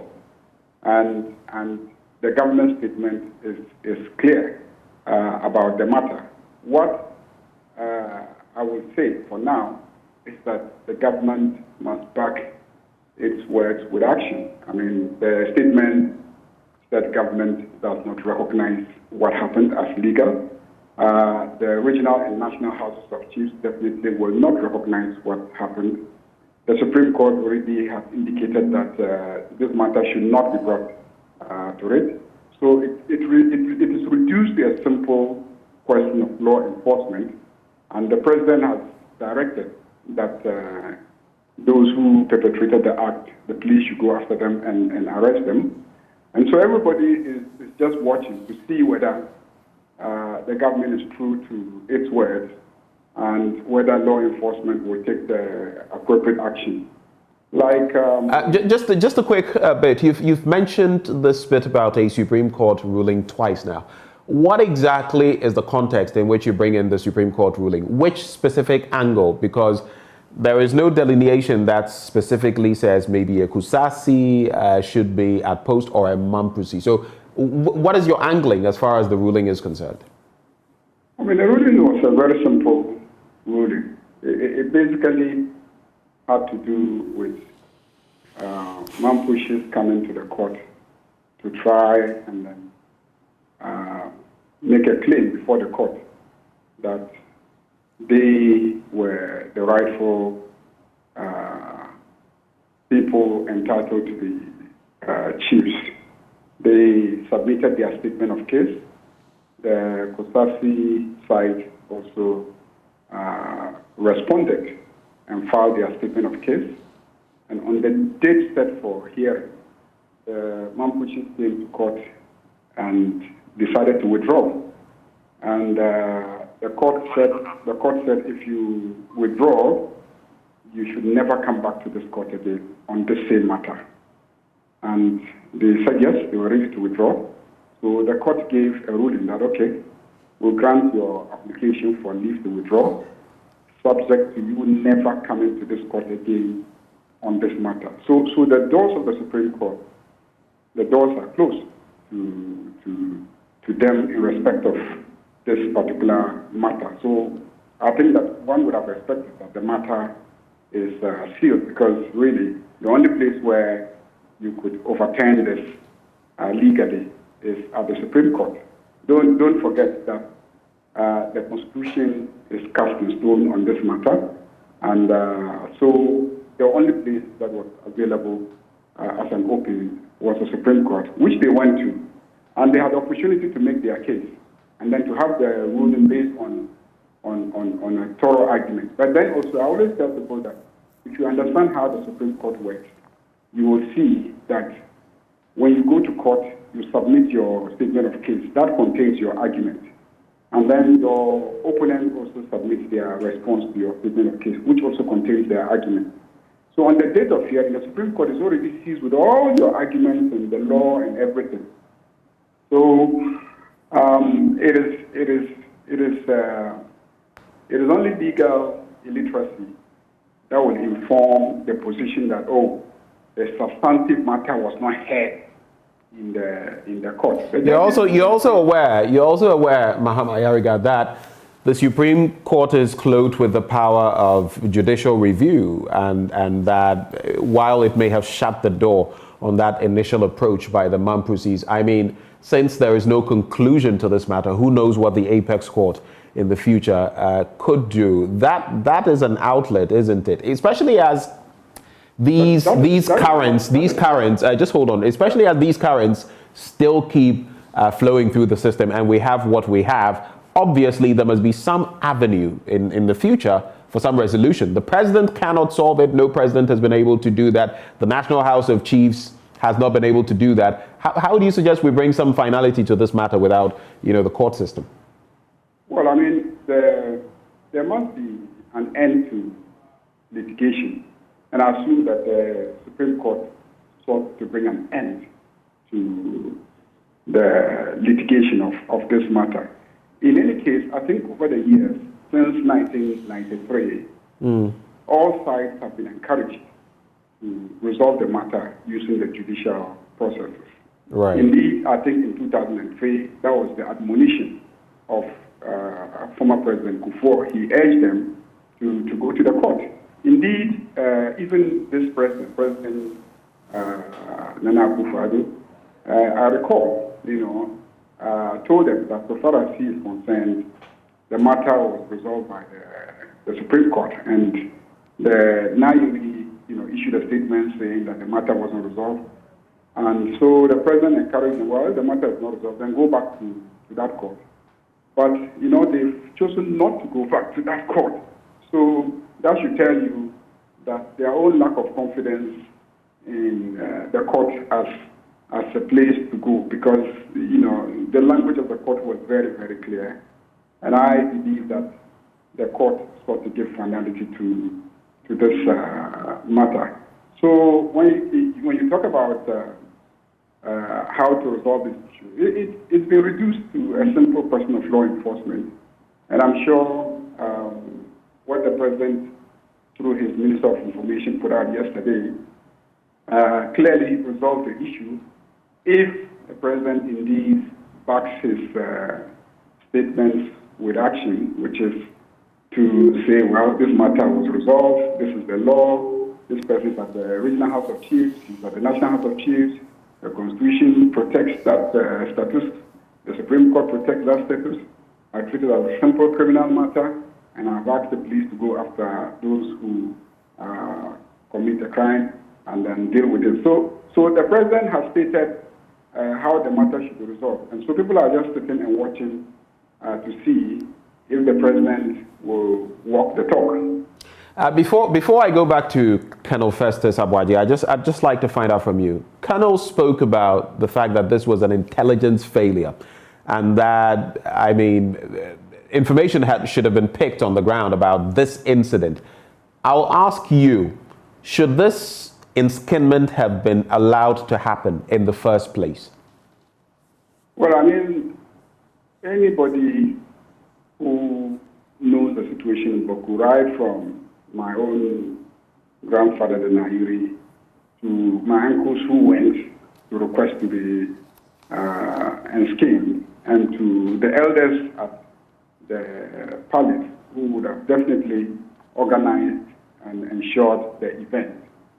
And of course, to the policing authorities in the Nairobi district, to the regional minister, to the Ghana Armed Forces.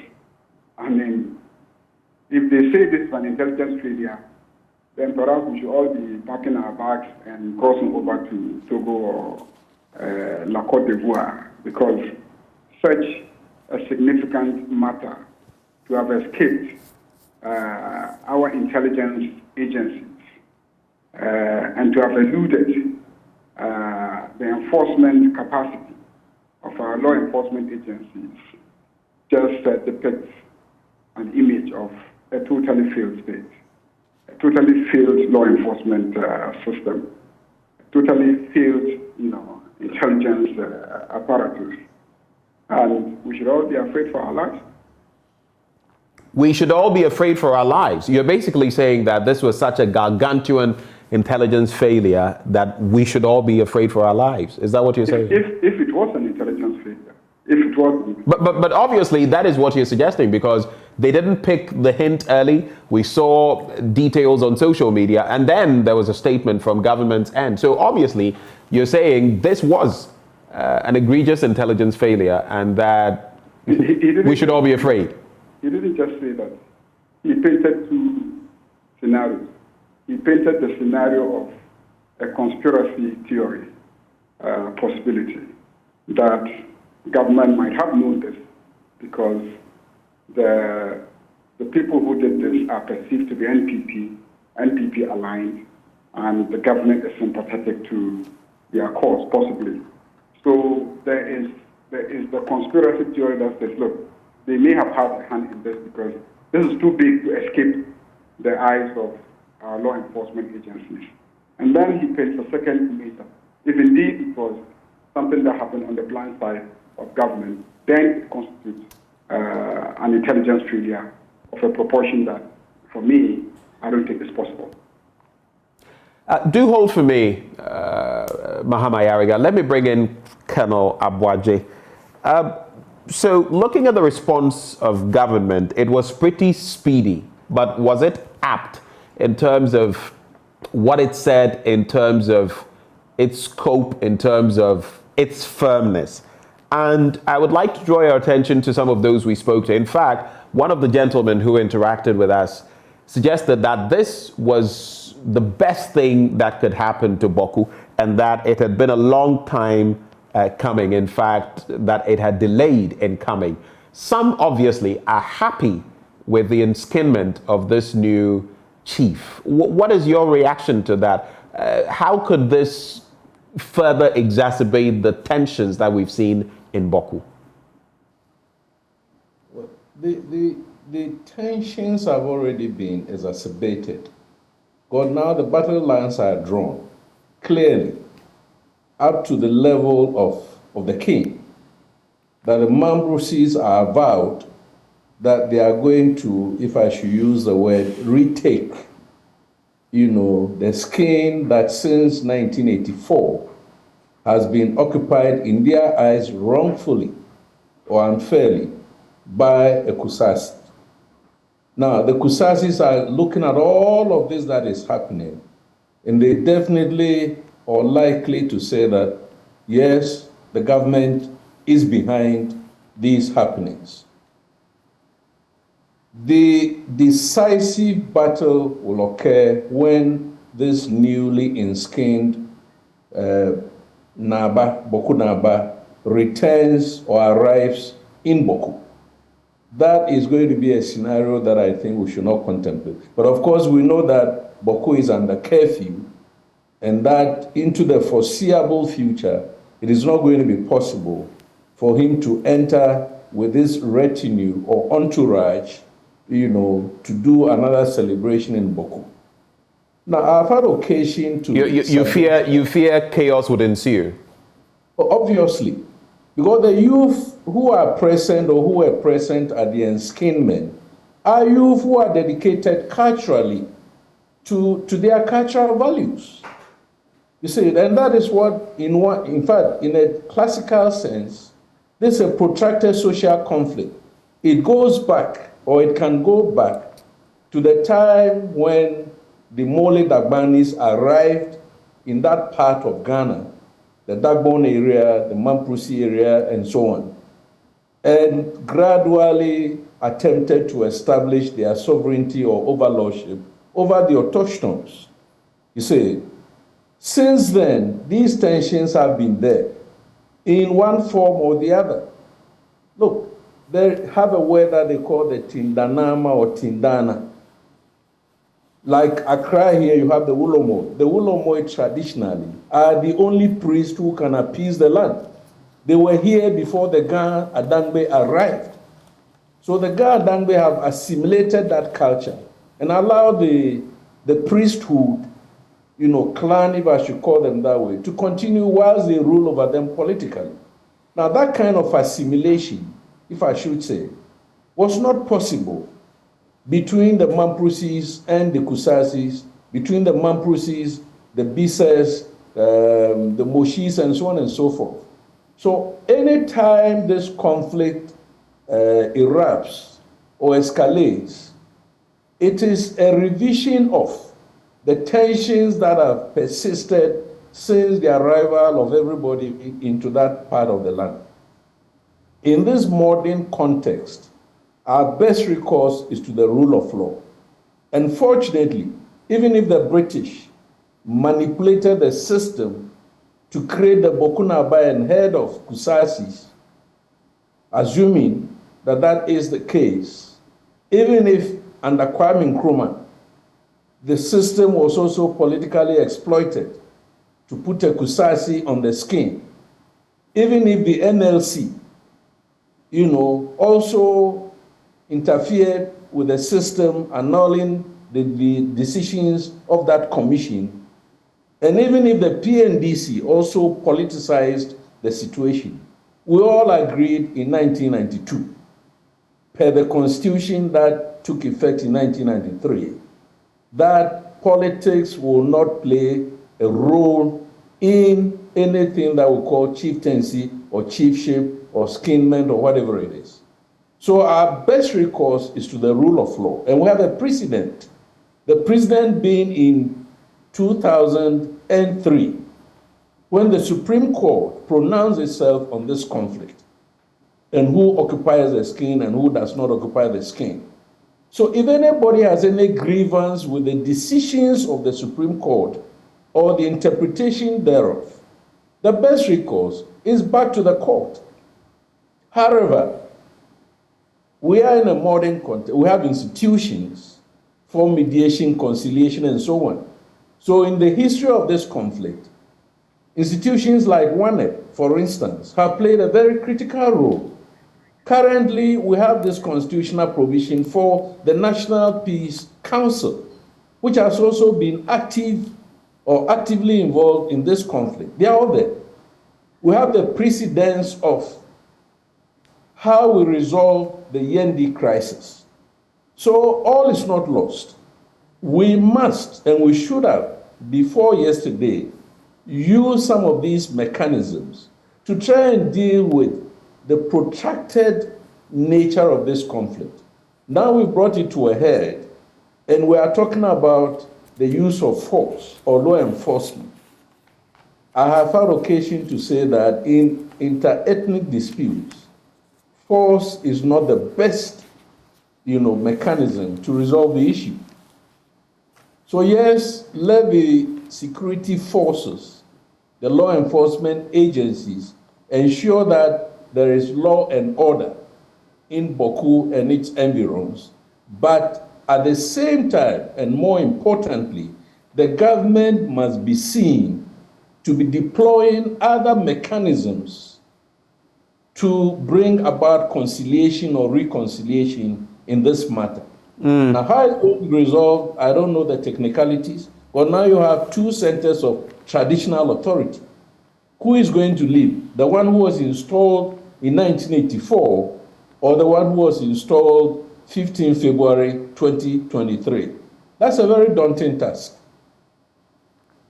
And I was about to come to exactly that, because now you have Naba Azoka, who has been duly gazetted in the National House of Chiefs, in the region's House of Chiefs as well. And you have the new Naba who, just to quote from government statement from the Information Ministry, further, any developments that have the potential to undermine the peace of Boku will also be dealt with swiftly and in accordance with the law.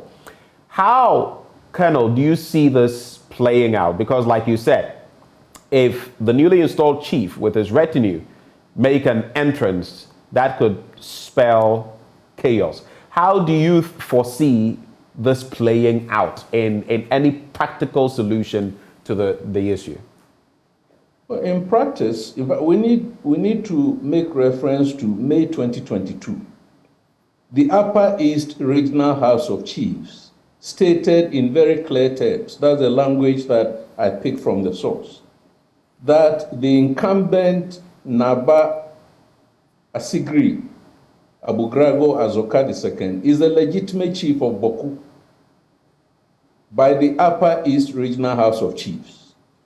what is likely to happen is that the Upper East Regional House of Chiefs cannot and will not admit the newly enskinned Naba into their councils, into their chamber.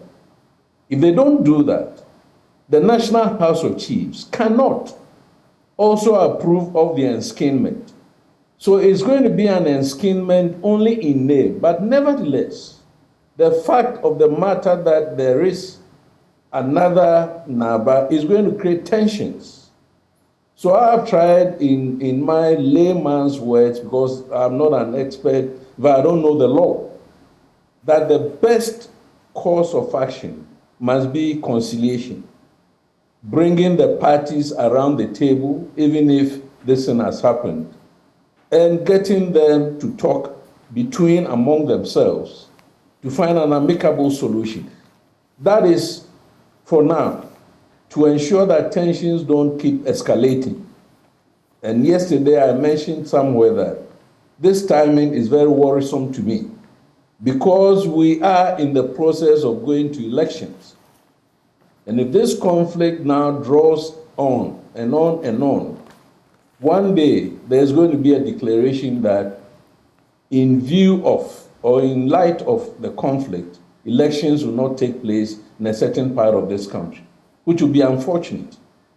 So the earlier we mobilized other resources, and we have the resources, this is not a matter that requires any external party, Norwegians or Finns or whatever, to come. This is a matter that can be resolved because we've resolved the Yendi crisis, at least into the foreseeable future. Right. But in the long term, we need to go back and look at the root causes of this conflict. And all the elements that you mentioned, who rules over which people, who owns the land, who appeases the land, and all of these come with benefits, the benefits being socio-economic. So the socio-economic aspects of trade and business and so on are part of it. Right. Socio-economic development, even if you don't have land. Like me sitting here, I'm a royal, but I don't have land. Not even 1 meter of land I don't have. But I'm successful. Why? Because I went to school and I joined a profession that benefited me. So yes, people may not, all the Kusazis and Mamprusis and Bisas and Bimobes may not have access to the land, but the state could capacitate them in other ways. And many of the respondents, including the Honorable who has spoken now, many people from many parts of this country, including the northern parts, are very grateful that because of education, now they are who they are. Right. So there are other investments that we could make in that part of Boku in the long term to ensure that we move the mindset of the people away from parcels of land and so on and so forth. But nevertheless, this tradition. Right. And people will root for their traditions. There must be rule of law. I would have wished that the government preempted this. And I said yesterday, prevention is better than the cure. If we had stopped the enskinment, not yesterday, but the week or the month before, we would not have been having this conversation.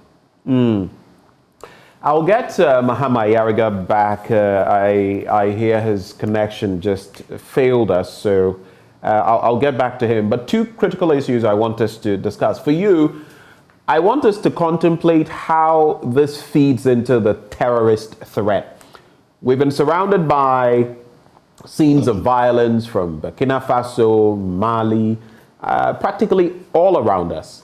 And we've been told that the terrorist threat is real and that it is in some respect here already. We all know that as far as terrorism is concerned, these terrorists also have places where they find respite, places where maybe they can grab resources, like with the Galamsey incidents, and so they may not necessarily attack.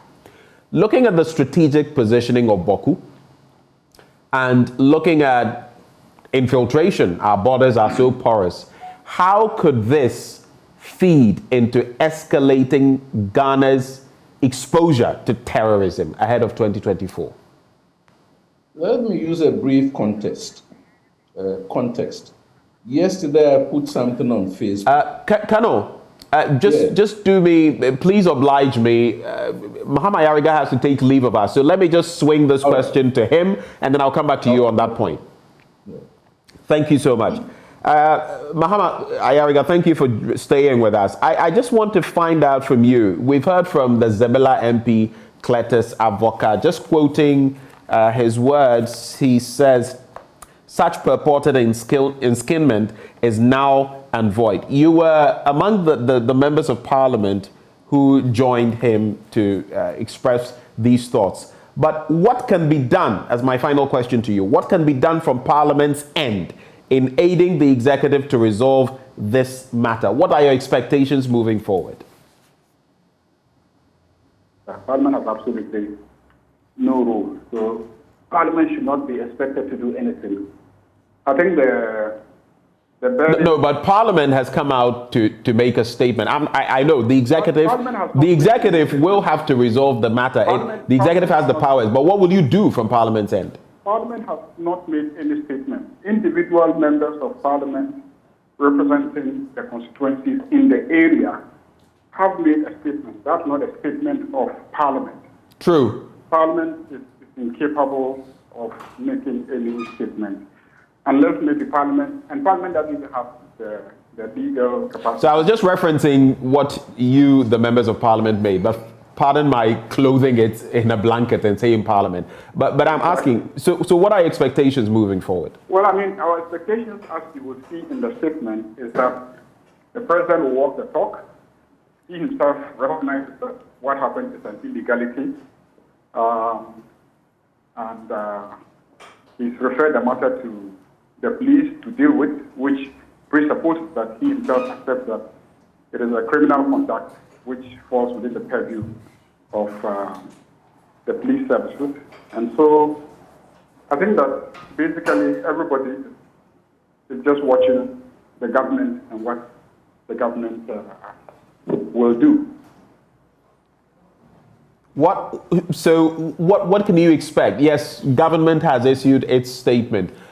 In the next, I mean, people have said that this could quickly degenerate into something we don't want to see. Let's say in the next week, in the next month, what would you want to see from government's end to de-escalate the situation? Just finally, before you leave us. Government has to do what it has said. Government has said that the act is criminal. Government has said that it doesn't recognize the act. Government has said that nobody can hold himself out as chief of Boku other than Abugrado Azoka II. Government has said that the police should look out for anybody who carries himself about as a chief of Boku other than Abugrado Azoka II, and that the police should arrest such a person. So government has said everything, and so everybody in Boku is sitting quietly and watching government. I can assure you that since yesterday, my colleagues and I have done everything to maintain peace in the area. We've spoken severally. If you will notice, there's been no gunshot in Boku since the event yesterday, thanks to the effort of the Boku Naba himself, his elders, some of us, MPs, talking to our people and pleading with them and asking them to just sit and watch government enforce its laws and not take the law into their own hands. And so everybody is sitting and watching the government to see whether it will walk the talk. And if it doesn't walk the talk, then I can assure you that at a certain point, those of us holding the line might lose control. We don't want to lose control. We will continue to hold the line and plead with everybody to sit back and watch the government. When you say you might lose control, what do you mean? It's happened before.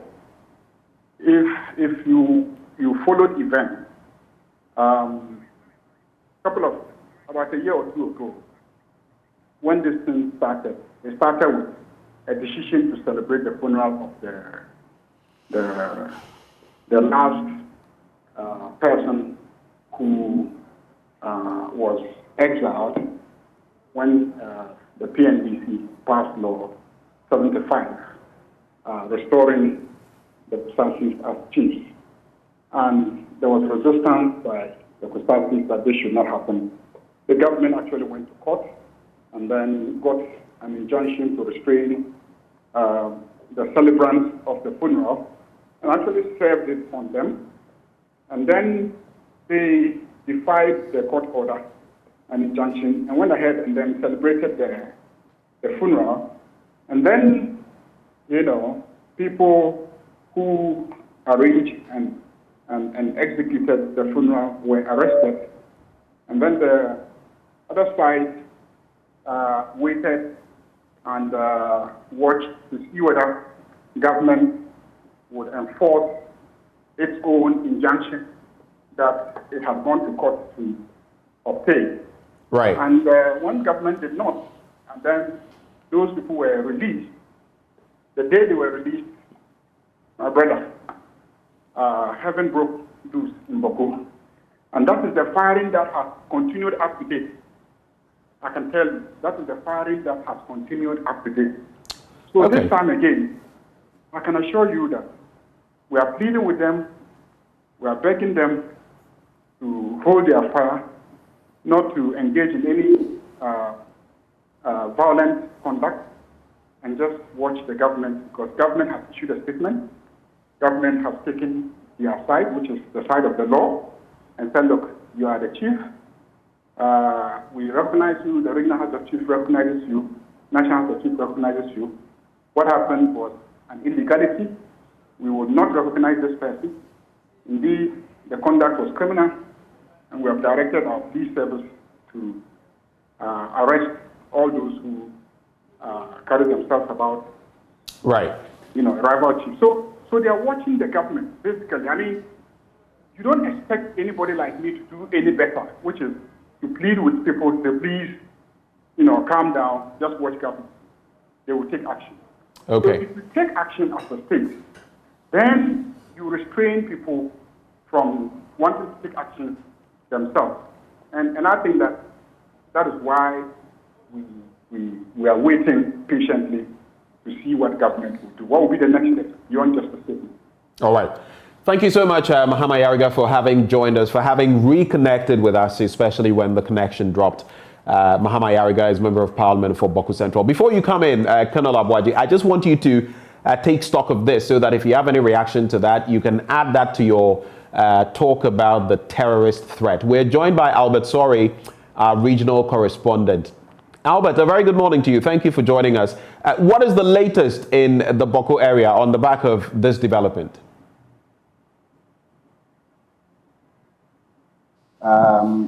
Everything is still normal in Boko. Yesterday, after the incident, the fears were that it could escalate the situation. But this morning, my checks show that there were no disturbances, there were no shootings whatsoever in the township. And this morning, activity, economic and other life activities have continued the normal way. What we do not know is whether the chief who was enskined yesterday has returned to the town. My checks so far this morning haven't yielded any results as to whether he was brought into the township or not. So we do not know, we do not have any confirmation of his return to the town at the moment. But many people in the town are a bit scared of what could happen should he be brought into the township. Many are anticipating that it could escalate the situation. And so even though activity and other things are going on the normal way in the town, it is with some bated breath for many people who are afraid that something bad will happen. But we're told know that there's a lot of security presence on the ground. Well, Albert, sorry there, our regional correspondent. We'll just try to work it back. There's a bit of interference there. We'll try to work on the connection so that we can hear better what it is he has to say. But if you've joined the conversation, it has everything to do with the latest as far as Boku is concerned. Naba Azoka being, given reinforcement from government's end, basically the point being made that he is the Naba.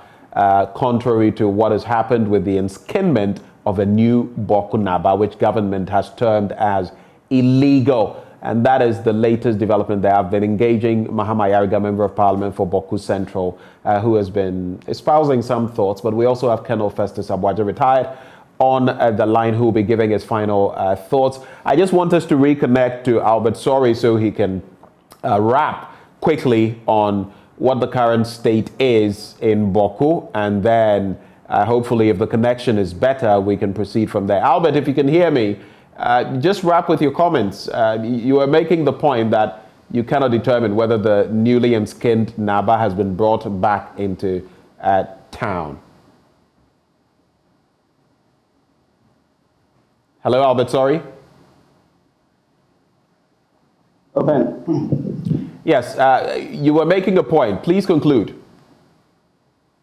Yes, so I was saying that we do not know for now if the new chief has been brought into the town, but many people are worried that it could escalate the situation this morning. Activity for most people is normal. Everybody's going about their normal everyday activity. But because of the enskinment yesterday, people are a bit worried that we could witness some disturbances. So that is the situation at the moment, but we know that security are also on the ground. From Monday, as we are told, the number of security personnel in Boku were increased, and many more of them are visibly seen on the ground. So that is the situation this morning. Thank you so much, Albert Sorry, our regional correspondent, bringing us the scoop on that development in Boku. Back to you, Colonel Abwaja, for your final comments. I raised the bit about the terrorist threat and how these incidents could feed into that. And you could add any thoughts about what our correspondent has added as well. Over to you, sir. Hello? Yeah, in terms of the terrorism dimension, I think for quite a long time, many people, including the government, have been aware that the proximity of the Boku conflict to the instability in Burkina Faso is one that we need to be very, very mindful of. The fact is very simple, and I was going to use the Malian context to try and explain what I mean.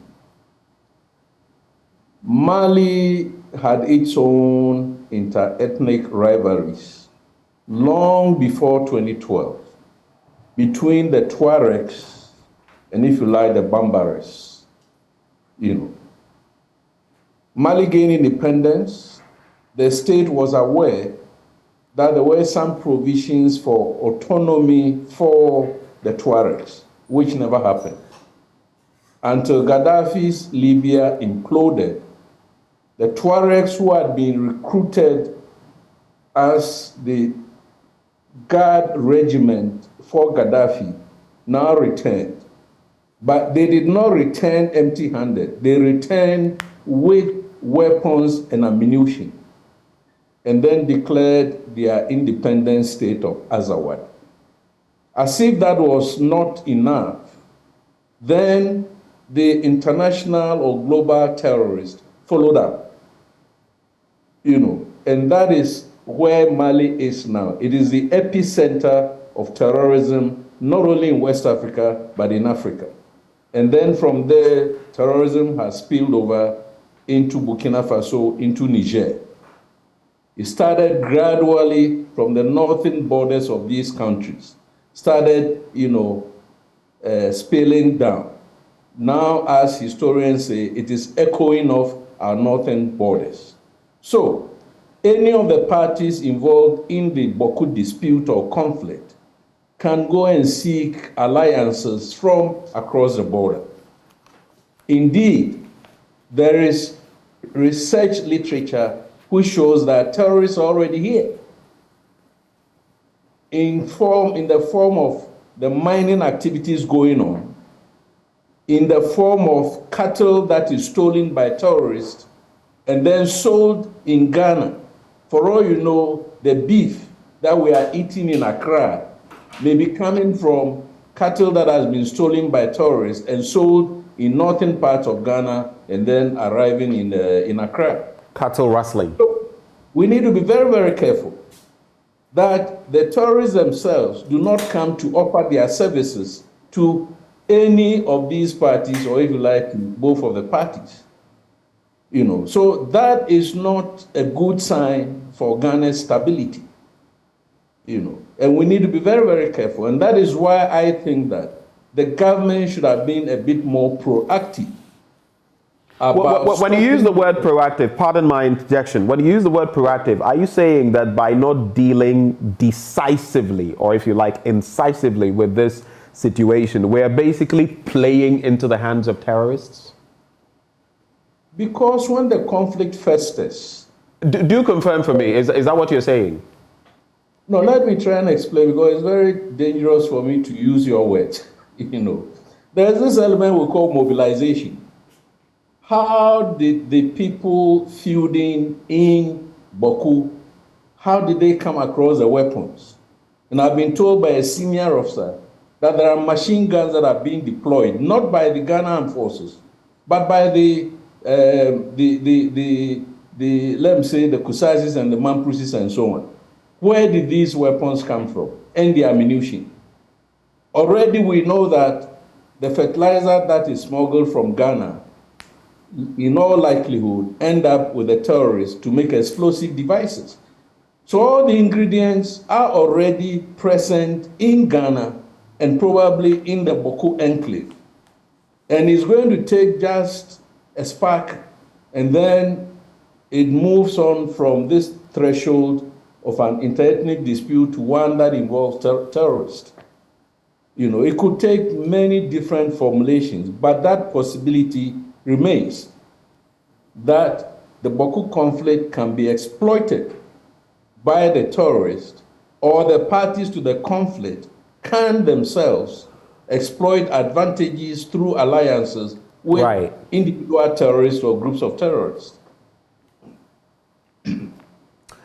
Colonel, thank you so much for these reactions. Very, very deep reflections you've shared about the cracks in Boku. It is our hope, all of us, that more lasting peace can be restored and that we can avert any negative, any consequences, so to speak. But we're grateful for your time, Colonel Festus Abwaje, retired, of course. And all of these gentlemen have joined the conversation. Mahama Yariga, MP Boku Central, and Colonel Festus Abwaje, retired, a conflict and security analyst. We also had Albasori, our regional correspondent. Before we take a breather and continue with the show, are you looking for a job in the world of technology? Are you looking for a platform that equips you to land your dream job in technology? Then the 2023 edition of the Tech Job Fair is just right for you. The venue is the Accra International Conference Center. The date is Wednesday, February 22, 2023. Time 9 a.m. to 5 p.m. The theme is leveraging technology to create inclusive and sustainable jobs. Organizers, Institute of ICT Professionals at Ghana and AFOS Foundation. Supporters or exhibitors include the German Development Corporation, under the Invest for Jobs program, Jobberman, Lene Services, MTN, GIZ, AHK, Netherlands Trust Fund, Admin Telecom, among others. If you want any further information, call or WhatsApp them on 0242 912 027 or 0201 233 215. The job fair is free and open to all. Do stay with us when we return. There is more on the AM show. We'll be talking about the Consumer Price Index, the latest dynamics, and more. We'll be right back.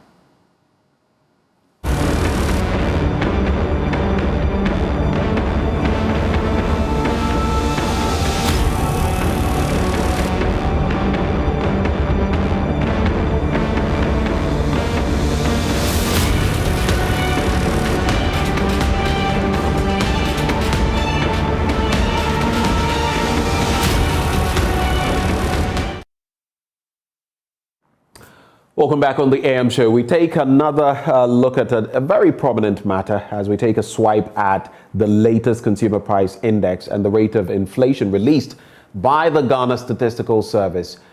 We do know now that inflation for the month of January is pegged at 53.6%, and the CPI for January 2023 was 165.6 relative to 107.8 for the month of January in 2022. That means month-on-month inflation between December 2022 and January 2023 was 1.7. We discussed this with Foster Ajaho. He is head of the Price Statistics Unit of the Ghana Statistical Service. Mr. Ajaho, thank you so much for joining us. Hello, sir. Hello, can you hear me? I can hear you now, loud and clear. Thank you so much for joining us. Yeah, and thanks for having me. Good morning, my brother. A very good morning to you. I'm sure when a lot of people hear of the Consumer Price Index, consumer price inflation, and all of that, it is pretty sketchy. It's up there for them. I would like to find out, how can you break this down to the basics for our viewers, those who may not be technically inclined to understand? What is the CPI all about? Let's start from there. So basically, the CPI and the inflation that we compute simply tells us how worthy or the value of the money we have in our pocket. And so if inflation is going up, or if the CPI is going up and therefore inflation is going up, all that we're trying to say is that the value of the money, the value of the cedi we have in our pocket reduces, i.e., we will not be able to purchase the amount of commodities that we're purchasing some years back. That's basically what it means. Let's talk about the measurement then. What then is the CPI? What then is that? And how do you go about this measurement? So the CPI generally measures average change in prices, over a period of time. And the measurement normally is that we go through all the 16 regions of our country. We have some selected markets and some selected commodities. We have about 307 items in the basket. So every single month, at the beginning of the month, we go to the market and we ask about the prices of these commodities. And then we measure the change over time. And that's how we compute inflation to determine the rate at which the prices are changing. Right. Let's talk about the CPI and the rate of inflation for 2023 vis-a-vis 2022 by this time of year. What does the latest report show? So as you rightly said in your introduction, the CPI and the rate of inflation for the month of January, which is the beginning of the year 2023, has given us some hope. Indeed, the inflation has dropped from the 54.1% recorded in December last year to 53.6% January this year. So basically, we have seen an ease or a reverse of the upwards increment that we are having for the past 19 months or so. And what does this show? Inflation is slowing as of this point. By how much is it slowing, and what does this mean compared to, let's say, late last year, November, December, and maybe even the very start of the year? What are the differences? In fact, the good news is that it's not just slowing. In fact, now it's even having a reverse. It's not even having a downward trend. And what it's telling us is that if we're able to maintain this, then we are restoring value to our local currency, our cedi, and therefore our purchasing power will increase. We will then be able to afford more commodities compared to what we're doing the same time last year. So the CPI does not necessarily measure price levels. You capture basically market readings. Give us some scope on that. Okay, so as you rightly said, the CPI doesn't capture price level. I mean, when you say price level, it's the value of the price of the item on the market. But what the CPI does is to measure the change in those prices. And so we go to the market, we ask for the price, all right. So if you're talking about Kobe, we come to you, how much is it? You say it's 1 cedi. Next month, we'll come to you and we ask, how much is this same Kobe? You probably will say it's 1 cedi 50 pesos. And so the CPI will measure the change in the price between the 1 cedi of the previous month and the 1.5 cedis of this month. And then we look at the rate, I think it's increasing, and that's what the inflation does. And so it's going up by maybe 10%, 15%, or 53.6%. How exhaustive is the approach you use? I know you use quite a bit of a basket when measuring the CPI. You have prices collected from some 47,000 plus products from all the 16 regions, 57 markets, and about 8,337 outlets. But how exhaustive is it? Is this truly reflective nationally of what is happening? My brother, you're right. It is very exhaustive and truly reflective of what happens at the night.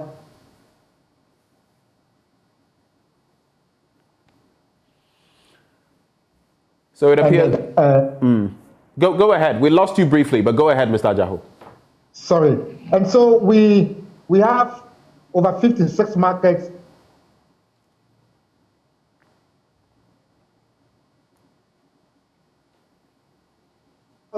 We go to the other service providers, schools and hospitals. So it's very reflective of what we do as a people in a country. All the aspects of our life are captured behind. Hello, Mr. Ajahu. It appears we're struggling with a connection to Mr. Ajahu. It is either calls are coming through or the internet connection is not that stable. So, Mr. Ajahu, unfortunately, the connection has been leaving us hanging for a bit. If you could just backtrack a little, make your point, and then we move on to the next question, please. Sorry for the disconnect. So I was just saying that, indeed, the CPI is very representative. All the aspects of our life as a people are captured. We have all the 16 regions represented. We have almost all our markets, the major markets where we buy our commodities represented. We have other service providers like the hospitals, like the schools, and the fuel stations all represented. So it is a true reflection of what we do in a country called Ghana. Let's look at a bit of a breakdown of the items. But before we get into that, we know that last year food inflation coupled with fuel prices affecting transport really helped spike the inflationary levels. When you look at food inflation specifically now, what does it look like? What are the differences between, let's say, last year at this time and this year? What are the differences? Indeed, food inflation this year, I mean, at least beginning from the middle part of last year to now, is a bit high. For example, this month we are talking about it being 61%. That's high. And the basket, the food aspect of the basket is the highest, over 43%. And so anytime we see food inflation going up, then we are scared. And so if we can do anything as a country, either we're going to help the farmers, we're going to provide more irrigation, we provide maybe a loan of fertilizer to them to be able to produce more, that is a good thing to go. So this year compared to last year, even last 2 years, I think our food inflation is very high, and we need to work on it. And of course, that is a national security issue because food security is a national security concern. But looking at the breakdown, you would notice that a lot of the items that people would go for are rising in cost. Apart from transport, when you look at the month-on-month inflation, which has gone down by 0.6% on the back of some of the falling prices of fuel products. And we hear again that there will be some reductions soon. And again, education, which also marginally fell by 0.5%. But everything else is on the increase, from clothing and footwear to alcoholic beverages, tobacco and narcotics, to furnishings to personal care, social protection to restaurant and accommodation services. Everything seems to be on the high. How does that factor into the general inflationary rates then, which seems to have taken a bit of a dip? So the good news is that even though all these items, as you rightly mentioned, seem to be having an increase, if you compare the rate of increase between the past 2 months as compared to what happened same time last year, there is a slow, there is a reduction. That's how come we recorded a reduction in the general inflation. And so even though, yes, they have gone up, but then they are going up at a slower rate. As when you do the year-on-year computation, then you have a relief, and therefore your inflation begin to go down. Let's also look at the regional dynamics. Of course, still you would have areas like the Greater Accra region with pretty high inflation. It's interesting because while the Greater Accra region is pegged at 65%, it's interesting to see Western North with 59%. The Ashanti region even does not have a rate that is that high, 44.7%. But look at Western North, 59%. And that I found a bit curious. You have the Savannah region as well with 55.1%, the Oti region with 51%, Bono East with 51.8%. When you go up north, more of 40% plus, with only the Savannah region crossing 55%. How do you explain these dynamics? Because you would think that in certain areas of the country, in the northern belt, some things would be much less expensive, including food. Then you come to Western North, another farming area, same. And of course, it's understandable in the Greater Accra region because of the dynamics. But how do you explain the pattern that is showing up? My brother, your question is very good because it even contains the answer. Remember some few minutes ago, we just spoke about food inflation being high. And these regions that you mentioned, most of the things that they use are the food items. And so if you're having food items go up, then certainly these regions will be affected. And that's how come we are drawing attention to the fact that we need to work on our food inflation. We need to make sure we support the production, the local production of these food items. Because as you rightly mentioned, these are typically rural regions where they don't do much of the important items, they don't do much of the furnishing and house equipment, but they do much of the eating, much of the food items. So if you don't have enough of that, and the prices go up, then certainly their inflation will go up. So when you then look at our domestic inflation, you look at our food inflation and all of these dynamics that you mentioned, which has culminated in the 53.6% year-on-year inflation for January, what should be our takeaways for the ordinary person listening to us and saying, well, this is what Mr. Ajaho is saying, but how do I manage this information in my own personal circumstances? What would you say? So I think that, the last time I was with you in studio, our concern mainly was about the exchange rate and then the imported items. Yes, imported inflation is so high, 62.5%, but the good news is that it's coming down, it's slowing. Probably because of the stability in the forest market, but we should rather be concerned about what we eat.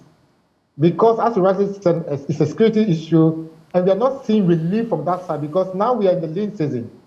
So between now and June, where we're not going to have the bumper harvest, then we should be able to do some cost cutting, some, economics, not going to waste food. So we should manage what we have so that we don't get affected so much about the food inflation. And I think I'll reiterate something we discussed on the show the last time you were here. Inflation is relative in the sense that while there may be the general metric of inflation, depending on what you choose to go for, your inflation, your personal inflation could be higher or lower. I know that there was a point when you gave access to people for them to come and key in what products they were getting and for you to calculate their inflation for them. Is that a drive that you're still doing? Or was that just for the GSS week? No, it's there. No, as Reggie said, inflation may affect us differently, depending on our choice, our taste, and what we consume. And so we still have that open, so it will guide people as to the choices they make. And so as we're just discussing, if food inflation is going that high, and probably know which items are recording higher inflation, then you be careful to know what do I have to substitute so I don't get affected worstly and I live at least a minimal standard to survive. And so it's still available. It's on our website, and individuals can go and try to put in what they purchase, how much they purchase, and see how they have been affected by the general price level. Mr. Ajaho, we're grateful for your time, but before you go, what would be your final words? So I think our appeal to all of us, I think for this year, let's see how we can help our farmers, let's see how we can help our local people produce what we consume locally. Because as we're saying, we depend more on the food items, and if the food items have been increased arbitrarily or the price are going up, then all of us are in trouble. So if you're going to give them loans, if you're going to ensure irrigations increase, they increase acreage, and then we get enough harvest, we'll all be good to go. Thank you so much. It's always good having you join the conversation. Foster Ajaho is head of Price Statistics Unit at the Ghana Statistical Service. Hopefully, you've learned a thing or two. Inflation is slowing down. Food inflation is still up there. In fact, it is shifting the dynamic, but generally something to maybe not necessarily celebrate, but something to at least have some joy about. That is the latest consumer price index and inflation that we're discussing with Foster Ajaho. Do stay with us. You're still live on the AM show. A lot more coming your way. Later, don't you forget, we'll be interacting with you on these dynamics that we've been discussing. Stay.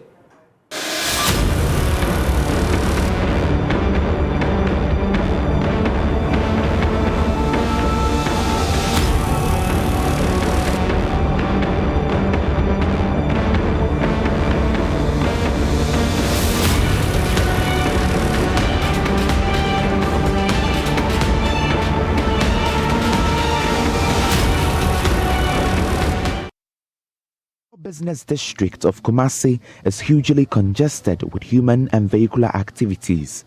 The development is increasing the cost of doing business, making it difficult to move easily within the central business district. Plans to decongest and decentralize business activities in Kumasi over the years have hit the rocks. The Ashanti Regional Minister Simon Mensah recently told the Ashanti Traditional Council that the central business districts can only be decongested after completion of the central market because there is no other place to relocate the traders. What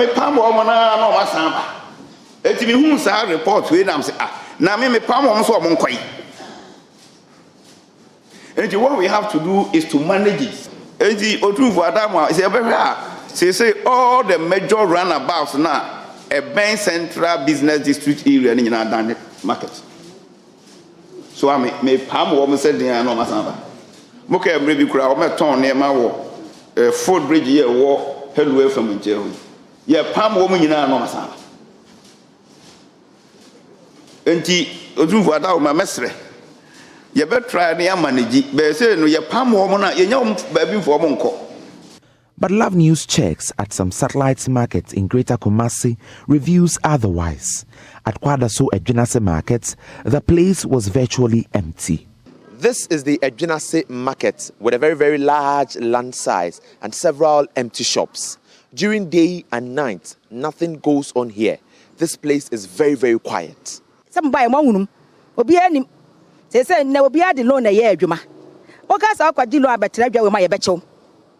Into a visual de near mammy and I met me a bedroom bosome, near Torreda. And ye must be co free drum. False, Namadia by a tons and I've got 1 found one and around so dawaka. AJ, Monsieur will be any market for and 9 penny TV. Into a bio catastrophe crumia, a joy in the poem or what? The Aduatu Adumau market sits on a hill in the middle path of the city with a nice environment, yet the place is empty. City authorities, noticing the unwillingness of traders to move to the market, decided to convert it to a footwear and petty business market, but it is yet to be fully functional. Traders at Racecourse and the Fuakobi markets are facing similar situation. So this is the Racecourse market. There are about 1,000 spaces here, empty spaces, but they are being rented. Occupants of the shops over here have left this place and are occupying the streets to make sales. They blame city authorities for the congestion at the city center. The problem is that The spaces are empty because everybody who is supposed to be here is on the street at Edum. When you alight from your trotro or your private car, you simply get everything you want to buy around town. The different things that are supposed to be sold here and cannot be found. Why? For the simple fact that the people are all choked at Edum. When you are walking, you walk on the streets. They are selling on the streets, whilst the shops here are virtually empty. For Joy News, Nana Boachi Dankwa reporting.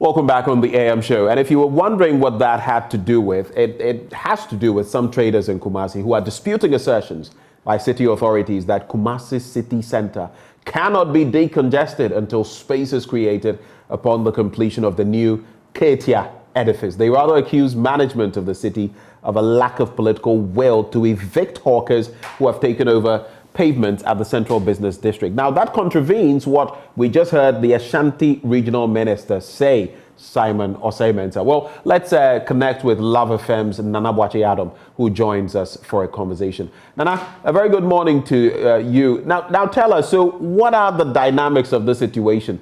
How did it even spring up? Like the minister is saying, every roundabout, you would find people hawking items, but you were out there and you noticed that the stalls were empty. Give us some scope on this matter. So thank you very much, Ben, at a very good point. So the regional minister made this assertion to Otunfo at the regional House of Peace meeting somewhere December. We decided to follow up continuously, considering the number of people we could see out there at the KGCR market. Sometimes when you go to the KGCR market, it is very, very difficult for you to even get a place to stand. So people selling around the place, those making sales, they always complain about how the place is congested, mostly. But then the claims of the regional minister is that they do not have anywhere to send to see people to sack them up until the second phase of the KTCR market is being completed. When you take the various roundabouts in Kumasi, you go to Swame, you go to even the KTCR new market that is being created, the roundabouts over there, it's been occupied mainly by people who are making sales. So where cars is passing, you walk 1, 2, 3, you see people making sales. You walk 1, 2, 3, you see people making sales. And that is not helping. So we decided to follow up various markets, various satellite markets in Kumasi. That is how we ended up at the Ajinansi market, we ended up at the Dumenu market, and then we ended up at the Great Coast market, where we could see various shops empty. And then even those making sales, about 1 to 2 people we could meet over there, are calling on other market women to join them so that the place becomes very, very active. So for now, we visited these markets, and then the responses are that those even there, those people making sales, the 1 to 2 people we could see, are calling on their colleagues to come and join them so that the place could be vibrant enough to make sales. So basically, you're saying that the traders are contradicting the claim of the Ashanti Regional Minister. But on the ground, what have you seen? What actions have city authorities, for example, brought to bear in the last few weeks and months? So yes, the traders are actually not in support of the claims made by the regional minister. When we went there, when we went on ground, they are willing to move from the places they are right now so that the place can be congested. They are very, very much willing. But city authorities are not putting effort. They are not ready to sack them. They are willing. They want to move from the place so that they can go to any other place that can be given to them. If it's going to be about space, fine. But then the only thing they want is that the place that they will be sent to should be vibrant. So it is left to city authorities to make sure that they are sacking these people from the place they are currently to ensure that the place is decongested. But when they are sending them to be a place where they can make profit. They can make adequate sales in a day, just like they are having at KDCA or various markets in Kumasi. From what you've seen on the ground, do you feel people would be willing to move into these stalls that have been put up for them? You mentioned over 1,000 of them have been put up, yet they are not moving into them. They prefer to use the sides of the road and all of that. Does it appear to you that people eventually would be willing to do that, or must the whip be cracked before they do? I think that from what we saw, these two things can be done to help. I think people are not so much willing to move from the pavement in KDCA. So if city authorities have a whip on them, I think it will be very, very much okay. Because there are thousands of shops we could see. We could see empty shops. I don't know why these people are moving out of their shops to pavement. So I don't know who can do something about this, but city authorities are the best people to handle this. So if they could do something as soon as possible to make sure that these people move out of the pavement to their shops, will be very okay. But at the moment, I can't tell if these people out there on the pavement will be willing to go back to their various shops. Just to conclude the conversation, it's interesting that you say you do not know whether the situation can be remedied. You say city authorities must do it, but we've heard from the regional minister himself. He says, "Me pamoma no masamba." To it, I sack them and they return. That was what he was telling Otumfuo. So I do not know really what else can be done. Or are you speaking of the mayor of Kumasi and maybe the KMA? Are they the ones that you feel could be the final solution to this? Yes, you know, the regional minister speaking to Otumfuo, he can do something about it. But then first he said that there's a continuation where he was saying if they employ people, they employ security men to go to the place to sack these people, they go there and then they make friends with them. And at the end of it all, these people go out, they sack them and then they come back. So in the first place, what their first action could not even yield any result. But if the Kumasi mayor and city of other authorities, if the mayor and then the regional minister come together and then strictly enforce something, if something is being done strictly, I think that will be possible. Because their first action did not work. Then why do we stop by the first action that we've taken? We can do something continuously so that this place can be cleared off, so that we can have vehicles going in and out freely. Then I don't think that you can come to KDCA this morning with a car and leave as soon as possible. It will be very, very difficult for you. You can go there at 8 a.m. and leave there around 1 p.m. It is very, very serious. Nana Wache-Adam, thank you so much for giving us the scope of that conversation. We're grateful for your time. Here's my colleague with Love FM.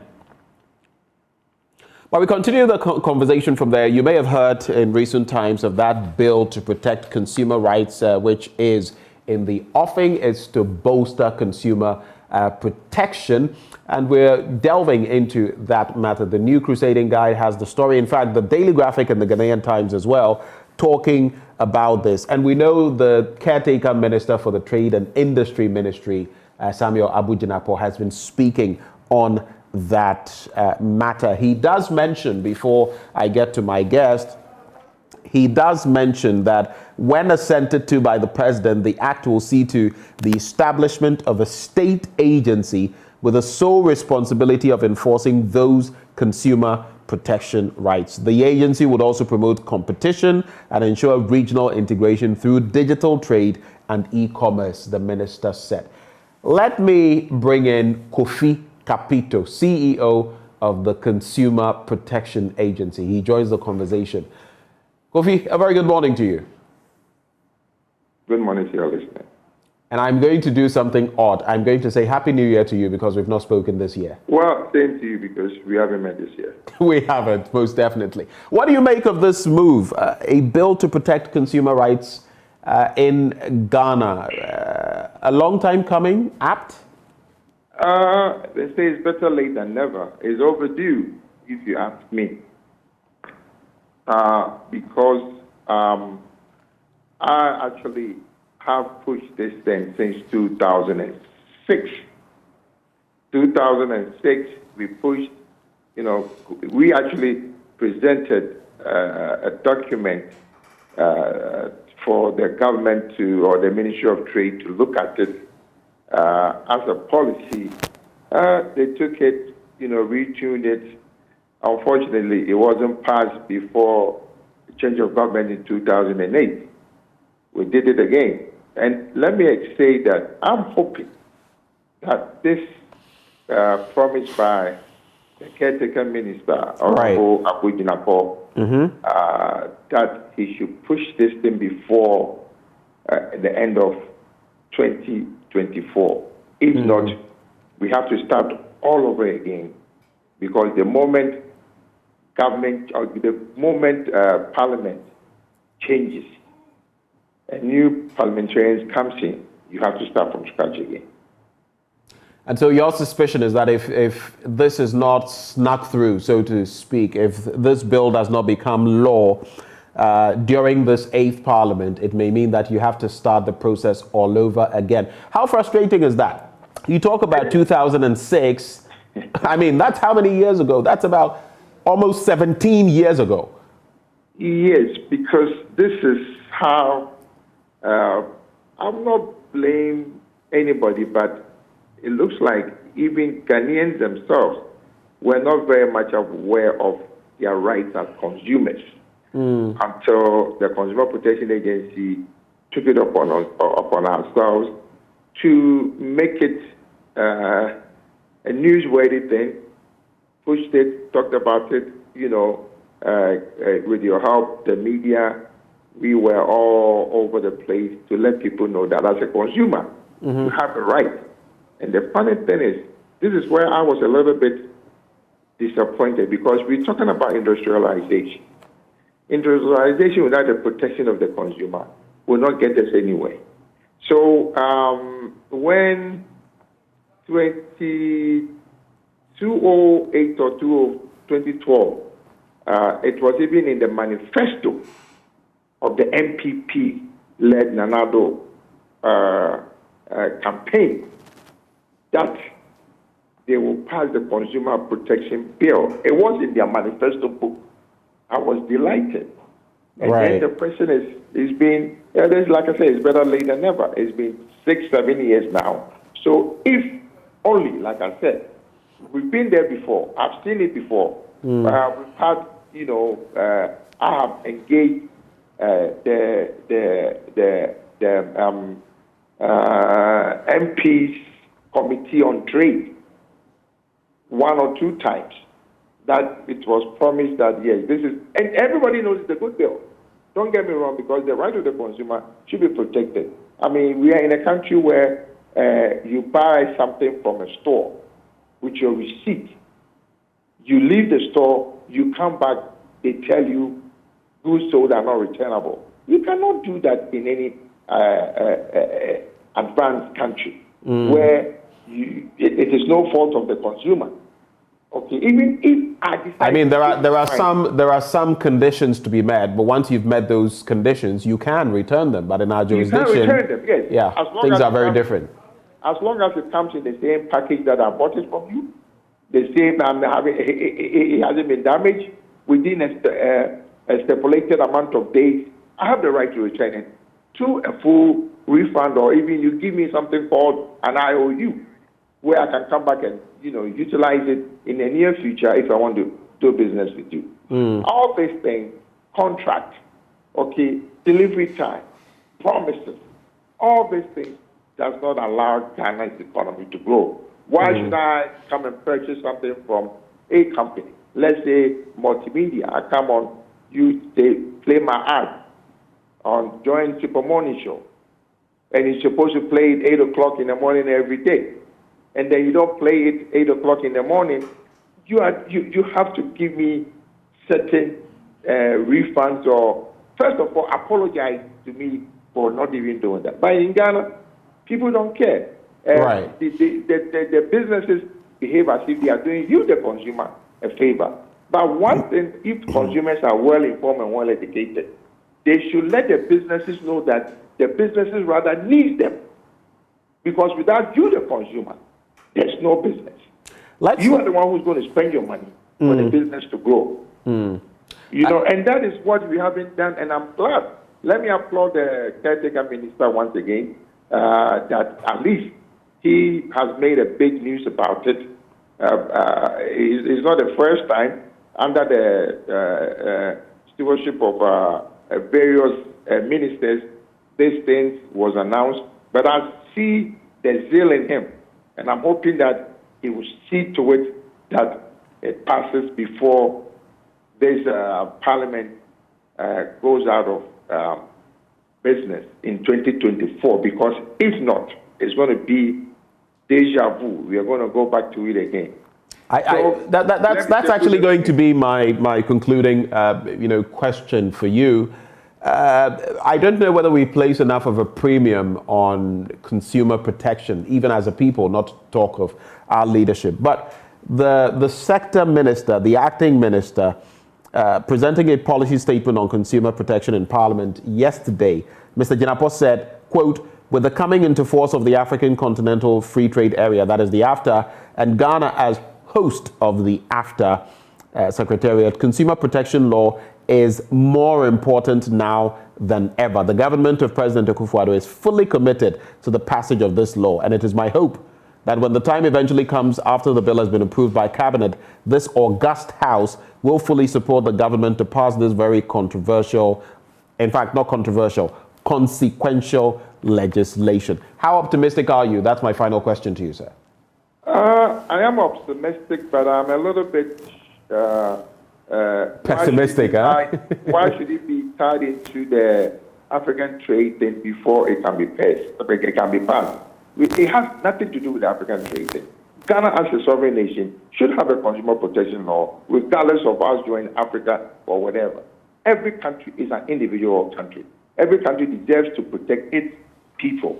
I don't have to join a group before I can protect my people. Like I said, I wish him luck, and I hope that he can push. And believe me, I will push him, because it is very, very frustrating that in the beginning they kind of let it look like we should have a perfect law. You can't have a perfect law, period. Laws are made as you go along. Then you can correct the mistakes that comes along. But on that thing that you're talking about, a government institution, I'm a little bit worried about the government institution. It should be somehow independent, like how Shrine is. An independent body that will even take government institutions on when they fail to do what the law mandates them to do. You see, this is how we're going to make it better. Because we have so many agencies, and they have so many laws on their books, and the issue is lack of enforcement, lack of implementation. So this ambush person or unit that he's talking about, to me, should be given the powers, just like Shrine. All right. For them to be able to take whether government institutions or individuals on. This is what I'm hoping for. Thank you so much, Kofi, for sharing your thoughts with us. Kofi Kapito is CEO of the Consumer Protection Agency, and we hope that this bill will see the light of day and eventually become law. But another topical issue that a lot of us have been talking about, has got tongues wagging, has been the domestic debt exchange program, specifically from the standpoint of pensioner bondholders. Well, in recent times, we've had the former Chief Justice, Ifeanyi Akufo, expressing her thoughts on the matter. She engaged my colleague, Raymond Akwa, on Upfront, and we're sharing with you some snippets of what she had to say.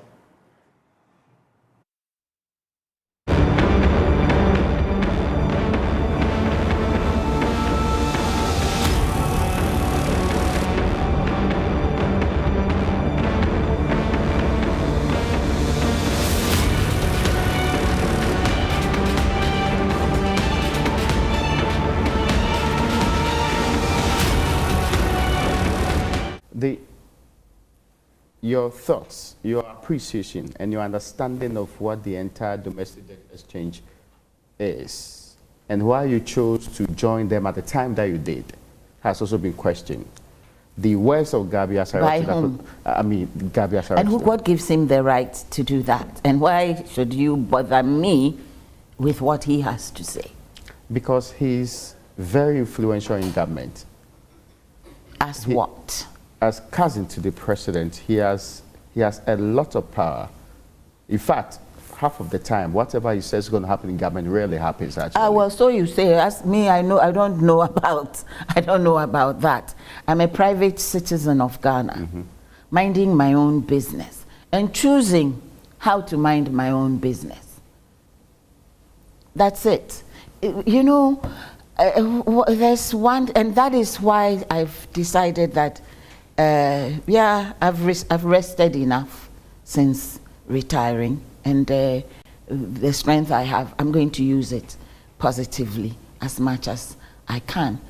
It's that we like to package people into silos. This one is this and should be doing this. This one is that and ought to be like this. This one is related to this person. So this must be how the person should be thinking.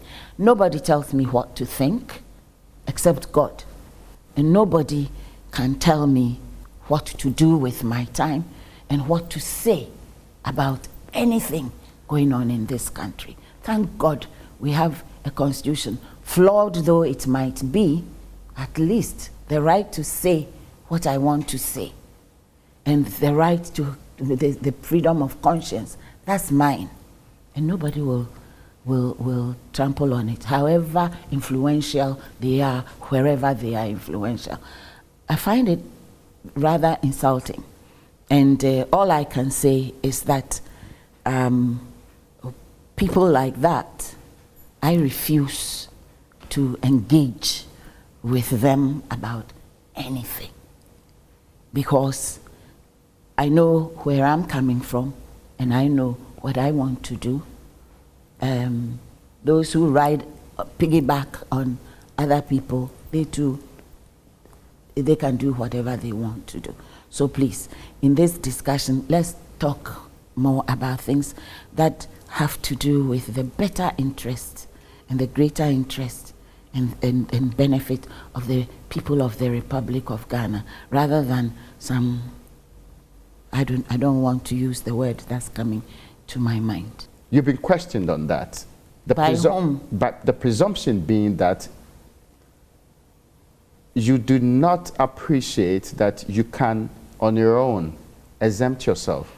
And that there are guarantees given you in that capacity. Oh, you see, that is exactly what I wanted people to understand. There's even this concept of self-exemption. I don't even, well, I'm not really into finance and that level of financing. Okay. I will be the last to say I know anything about it. But I know when I've contracted, right? Okay. And when you purchase a government bond, it is exactly that. It's a contract binding the government, binding the state along certain terms. So if you want to tinker, or if you want me to now come and agree with you new terms of our transaction, you don't try to shove it down my throat with threats, with veiled threats, with cajolement, with half-truths and things like that. Secondly, before you come and tell me if you don't soften up on if we don't adjust the terms of our transaction, if you don't come and do it, the nation is going to collapse. You need to tell me a bit more than that. And I still say that I need to know a lot more. And so I, for example, did not sign up on the debt exchange. Not at all? No, why should I? I didn't. Because it had not been properly explained to me. It had no assurances had been given to me. You see, it rather made me begin to get a bit suspicious that regardless of the terms of the transaction, government will try in one way or the other, which of course they will fail, but will try to renege on the terms of our transaction if I do not bow down to the innovation they want to create. Yes. I'll engage on the question about the explanation on where we are as an economy and whether or not we can survive without a domestic debt exchange. But you were asking for information on this. Could it not have been more appropriate if you, mindful of your status, met the finance minister or insisted on a meeting with him for the answers that you needed? I am not my status. I'm Sophia Abina Boafua Akufo, the daughter of Reverend and Mrs. Akufo. Okay? But not just that. That is who I am. Yeah. That is who I am. And if you want me to come to some kind of, you know, this whole thing, I don't even understand. So I'm the former Chief Justice. Therefore, I am you can have the audience and the ear of the finance minister if the explanation that you want is to be given. If those people sitting outside there outside Ministry of Finance, they don't have access to his ears. Really, is it right?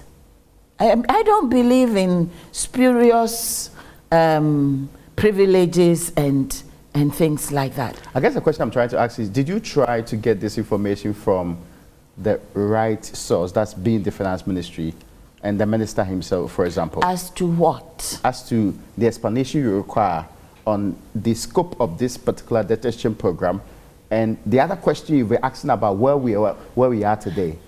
Aren't I just an ordinary Ghanaian? What the information anybody thinks I'm entitled to, I believe Bob No Rank Ghanaian is also entitled to that information without even having to ask. Openness, transparency, accountability, these are enshrined in our constitution, surely. No, I get your point, because I mean, I was asking this because many have been asking, what triggered this engagement? What triggered her? Has she fallen out with government? No. Who has offended her? Nobody. I'm not a vindictive person. Nobody has offended me. No, absolutely nobody. Nobody. But you know, I have to tell you something. The reaction, both pro and con reactions, have really surprised me. And I realized that 73 years and I don't even know my people. Because what is there to get angry with me about? And what is there to say, oh, well done? Everybody should be talking about what is going on. You even said that you've been on guard, which presupposes that your previous position was to keep quiet. No, I was ungagged in the sense that when I was in service, in government service, as a judge, you don't go shooting your mouth off about anything because you don't know what is going to be in the docket before you. Yes, and when you're a Supreme Court judge, a judge in the final court, you should not shoot your mouth off and be unguarded so that you have to recuse yourself from every other case. I get you, yes. Yes, you become a waste. Yes. So you keep to your little corner. You don't let yourself be heard too much on national and topical issues that have the potential of landing before a court. Allow me to explore this issue about the reaction. I mean, I'm sure many people have called you, some congratulating and some also saying that, are you not afraid? Are you not worried? Should you be out there speaking? Afraid of what? As in like the consequence of having to speak out like you did. Okay, but afraid that somebody will do what? Take a pot shot at me? Like people would insult you, people would actually say you know, bad things about insult you. is the weapon of the small mind. And people are always casting insults all over the place. So when we were little, we were taught sticks and stones will break my bones, but words will never hurt me. Okay. So if you're going to insult me, insult me. If it has to do with the shape of my head, did I make my head? If it's got to do insulting me about what?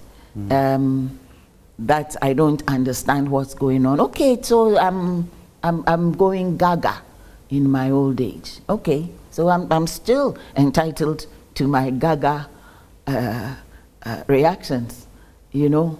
So you insult me. Does that make me what you're insulting me that I am? No, it doesn't. Does it diminish me?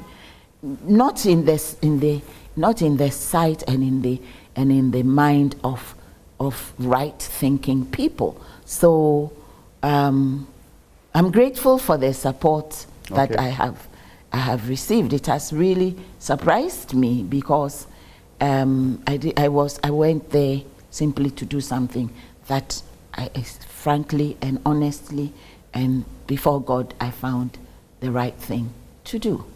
Yes. I was just going to go and sit with them and hold the placard. In fact, I made enquiries. Do I make my own placard and bring it? What do I do? Where are you? So on and so forth.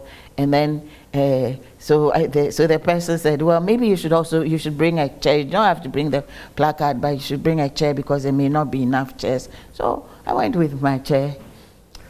Was it your first one? Yeah. First picketing or protest in such a form? Was when it the I first was one? a student, we've been there, done that, you know, at Champong days, this and that. And when you're young, you do it. I didn't expect that certainly I haven't done any such thing since I was in my mid-20s. Yeah, but I felt compelled to do so, and I have done so. And I'm happy I did so.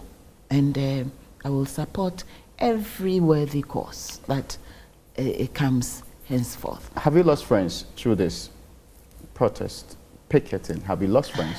I don't think so. You see, in my life as a judge, most of my friends are friends from way back. Yeah. Because you're limiting the opportunity even to make new friends. Okay, yeah. So as to, like I said, you need to ring fence yourself so you can do cases, you can sit on cases. So I don't think so. Rather, I've been getting messages from people who are not even in my contact book, you know, numbers, and they saying all kinds of things. Are they applauding you? Yeah, Nobody has actually phoned me or sent me a message to insult me. Not at all? No.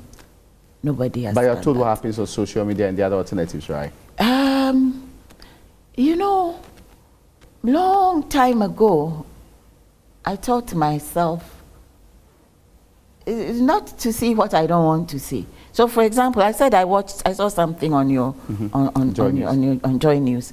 Yes, I watch JoyNews. That's about the only channel that I watch, and then I will watch some of the foreign news programs. But for most of the day, I'm not watching any news, and I'm not social media. I go on Facebook to share devotions. On WhatsApp, I've got my WhatsApp friends and people. Oh, you handle your own people. social media? Yeah. Why should somebody, who am I to have somebody? In all fairness, a former Chief Justice certainly might have a very proper team dealing with the social media. Team, what for? I mean, it might sound more complex. A retired, you know, a former Chief Justice is just a retired judge. Do retired judges have staff checking? Well, no, I get you, but I was thinking that. Well, no, I don't have any staff. Okay. As retired Chief Justice, I don't have any staff. I work with the staff here, and I work with the staff at the COVID-19 National Trust Fund. I also chair the University of Ghana, but they only do university-related things, not necessarily for me, but with me. And that's it. What do I want to set up an office for? I'm tired. 24 years writing judgments. You think it's easy? Now, this question about how we treat the elderly, you consistently made reference to it. They say a nation that doesn't really honor its elderly is not worth dying for. Is it peculiar to the current financial difficulties we find ourselves in, or Ghana in and of itself had difficulties with how the elderly is taken care of? I think that as time passes, it's been more and more difficult for elderly people, and especially elderly people with no means or with very limited means. And you just have to go to any of the government hospitals and just sit in the reception, the OPD reception, and you will see how difficult it is for the elderly people. Yes, and there is, we don't really have a social support, a state-sponsored social support system for them. NGOs will run various things, but no, there isn't. So that is why every pensioner wants to make sure that they don't become one of the pathetic sites, you know, and that they should be able to afford their medication, because the medication for the elderly, although it's supposed to be partially covered by the insurance, the National Health Insurance, that's another story altogether, isn't it? So yeah, that you're supposed to be part of the indigent selection group at a certain age when you retire. Yes. Yes, but it's not like that. And the elderly who don't have their own vehicles, even if they are getting on the Ayalolo bus, is it free for them? Is it discounted? That's what they said it should be. And as far as I know, it is not, you know. And in any case, imagine that you've retired and you want to come to town and you're waiting for the Ayalolo bus, and all those young people are hustling you and all that. The question that when you were talking about the things that you have done and your role in the judiciary and all of that, does it surprise you when people connect you to the president because of your name? As though I have no merit or no capacity. Yes, that irritates me, but I don't let it bother me. They don't know that you are appointed to the Supreme Court some 24 years, and you spent 24 years there. They didn't know that you're even appointed by former President Rawlings to the Supreme Court. Yeah, that never comes up. No, it never comes up, and so actually I made sure if you well, of course people have such short memories, but I made sure that in the speech I was asked to give when I was sworn in by the President as Chief Justice, I commented on the peculiar fact that it was President Rawlings who appointed me to the Supreme Court straight from private practice. Brought something out of you that you said you didn't know existed. Right. Actually, I read that speech. Yeah. Right, and then it was President Kufuor who nominated me to the African Court.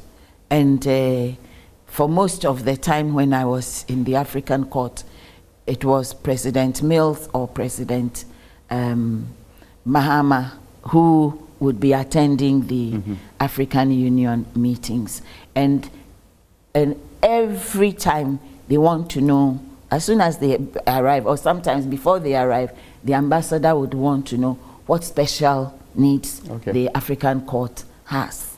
And so they would help us with the political powers. And yet you are part of a friends and family government. Well, perception. Well, that's perception, and I know what I'm worth in terms of the work that I do and have done, and I know that every assignment ever given to me, certainly in the public sphere, I have acquitted myself very well. And those were some thoughts, reflections on her life, and of course, latest developments shared by Sophia Akufo, former Chief Justice. Interesting point she made there. Many people don't know, but she is not related to the president just because of her surname. Well, as we conclude the show, hopefully you've enjoyed it. But if you've not drunk some water this morning, let me tell you why you should. Water is life. Awake is premium purified water treated through a strict purification process to ensure that every bottle on the market refreshes you better. Guess what? We have the perfect sizes for all purposes, 330 and 500 milliliter bottles to fit your pockets and bags, 750 milliliters for the heavy drinkers and 1.5 liters for those who always want more, like me. Our 19-liter jar bottles are ideal for homes and offices, so all you must do now is drink Awake Purified Drinking Water wherever you go. Choose a bottle of Awake Purified Drinking Water today and get quality hydration. Awake Purified Drinking Water, one for life. Remember, for every bottle you buy, an amount is donated to the National Cardiothoracic Center. It's another quality product by Casapreco Company Limited. For bulk purchases, just call this number, 0262 351 251 0262 351 251. This advert is FDA approved. And I'm sure you approve of the AM show. My name is Benjamin Akakpo. Thank you so much for your company. But don't you forget, stay with us, because up next we serve you Joy News Desk. Stay and get all the latest information. Enjoy your day.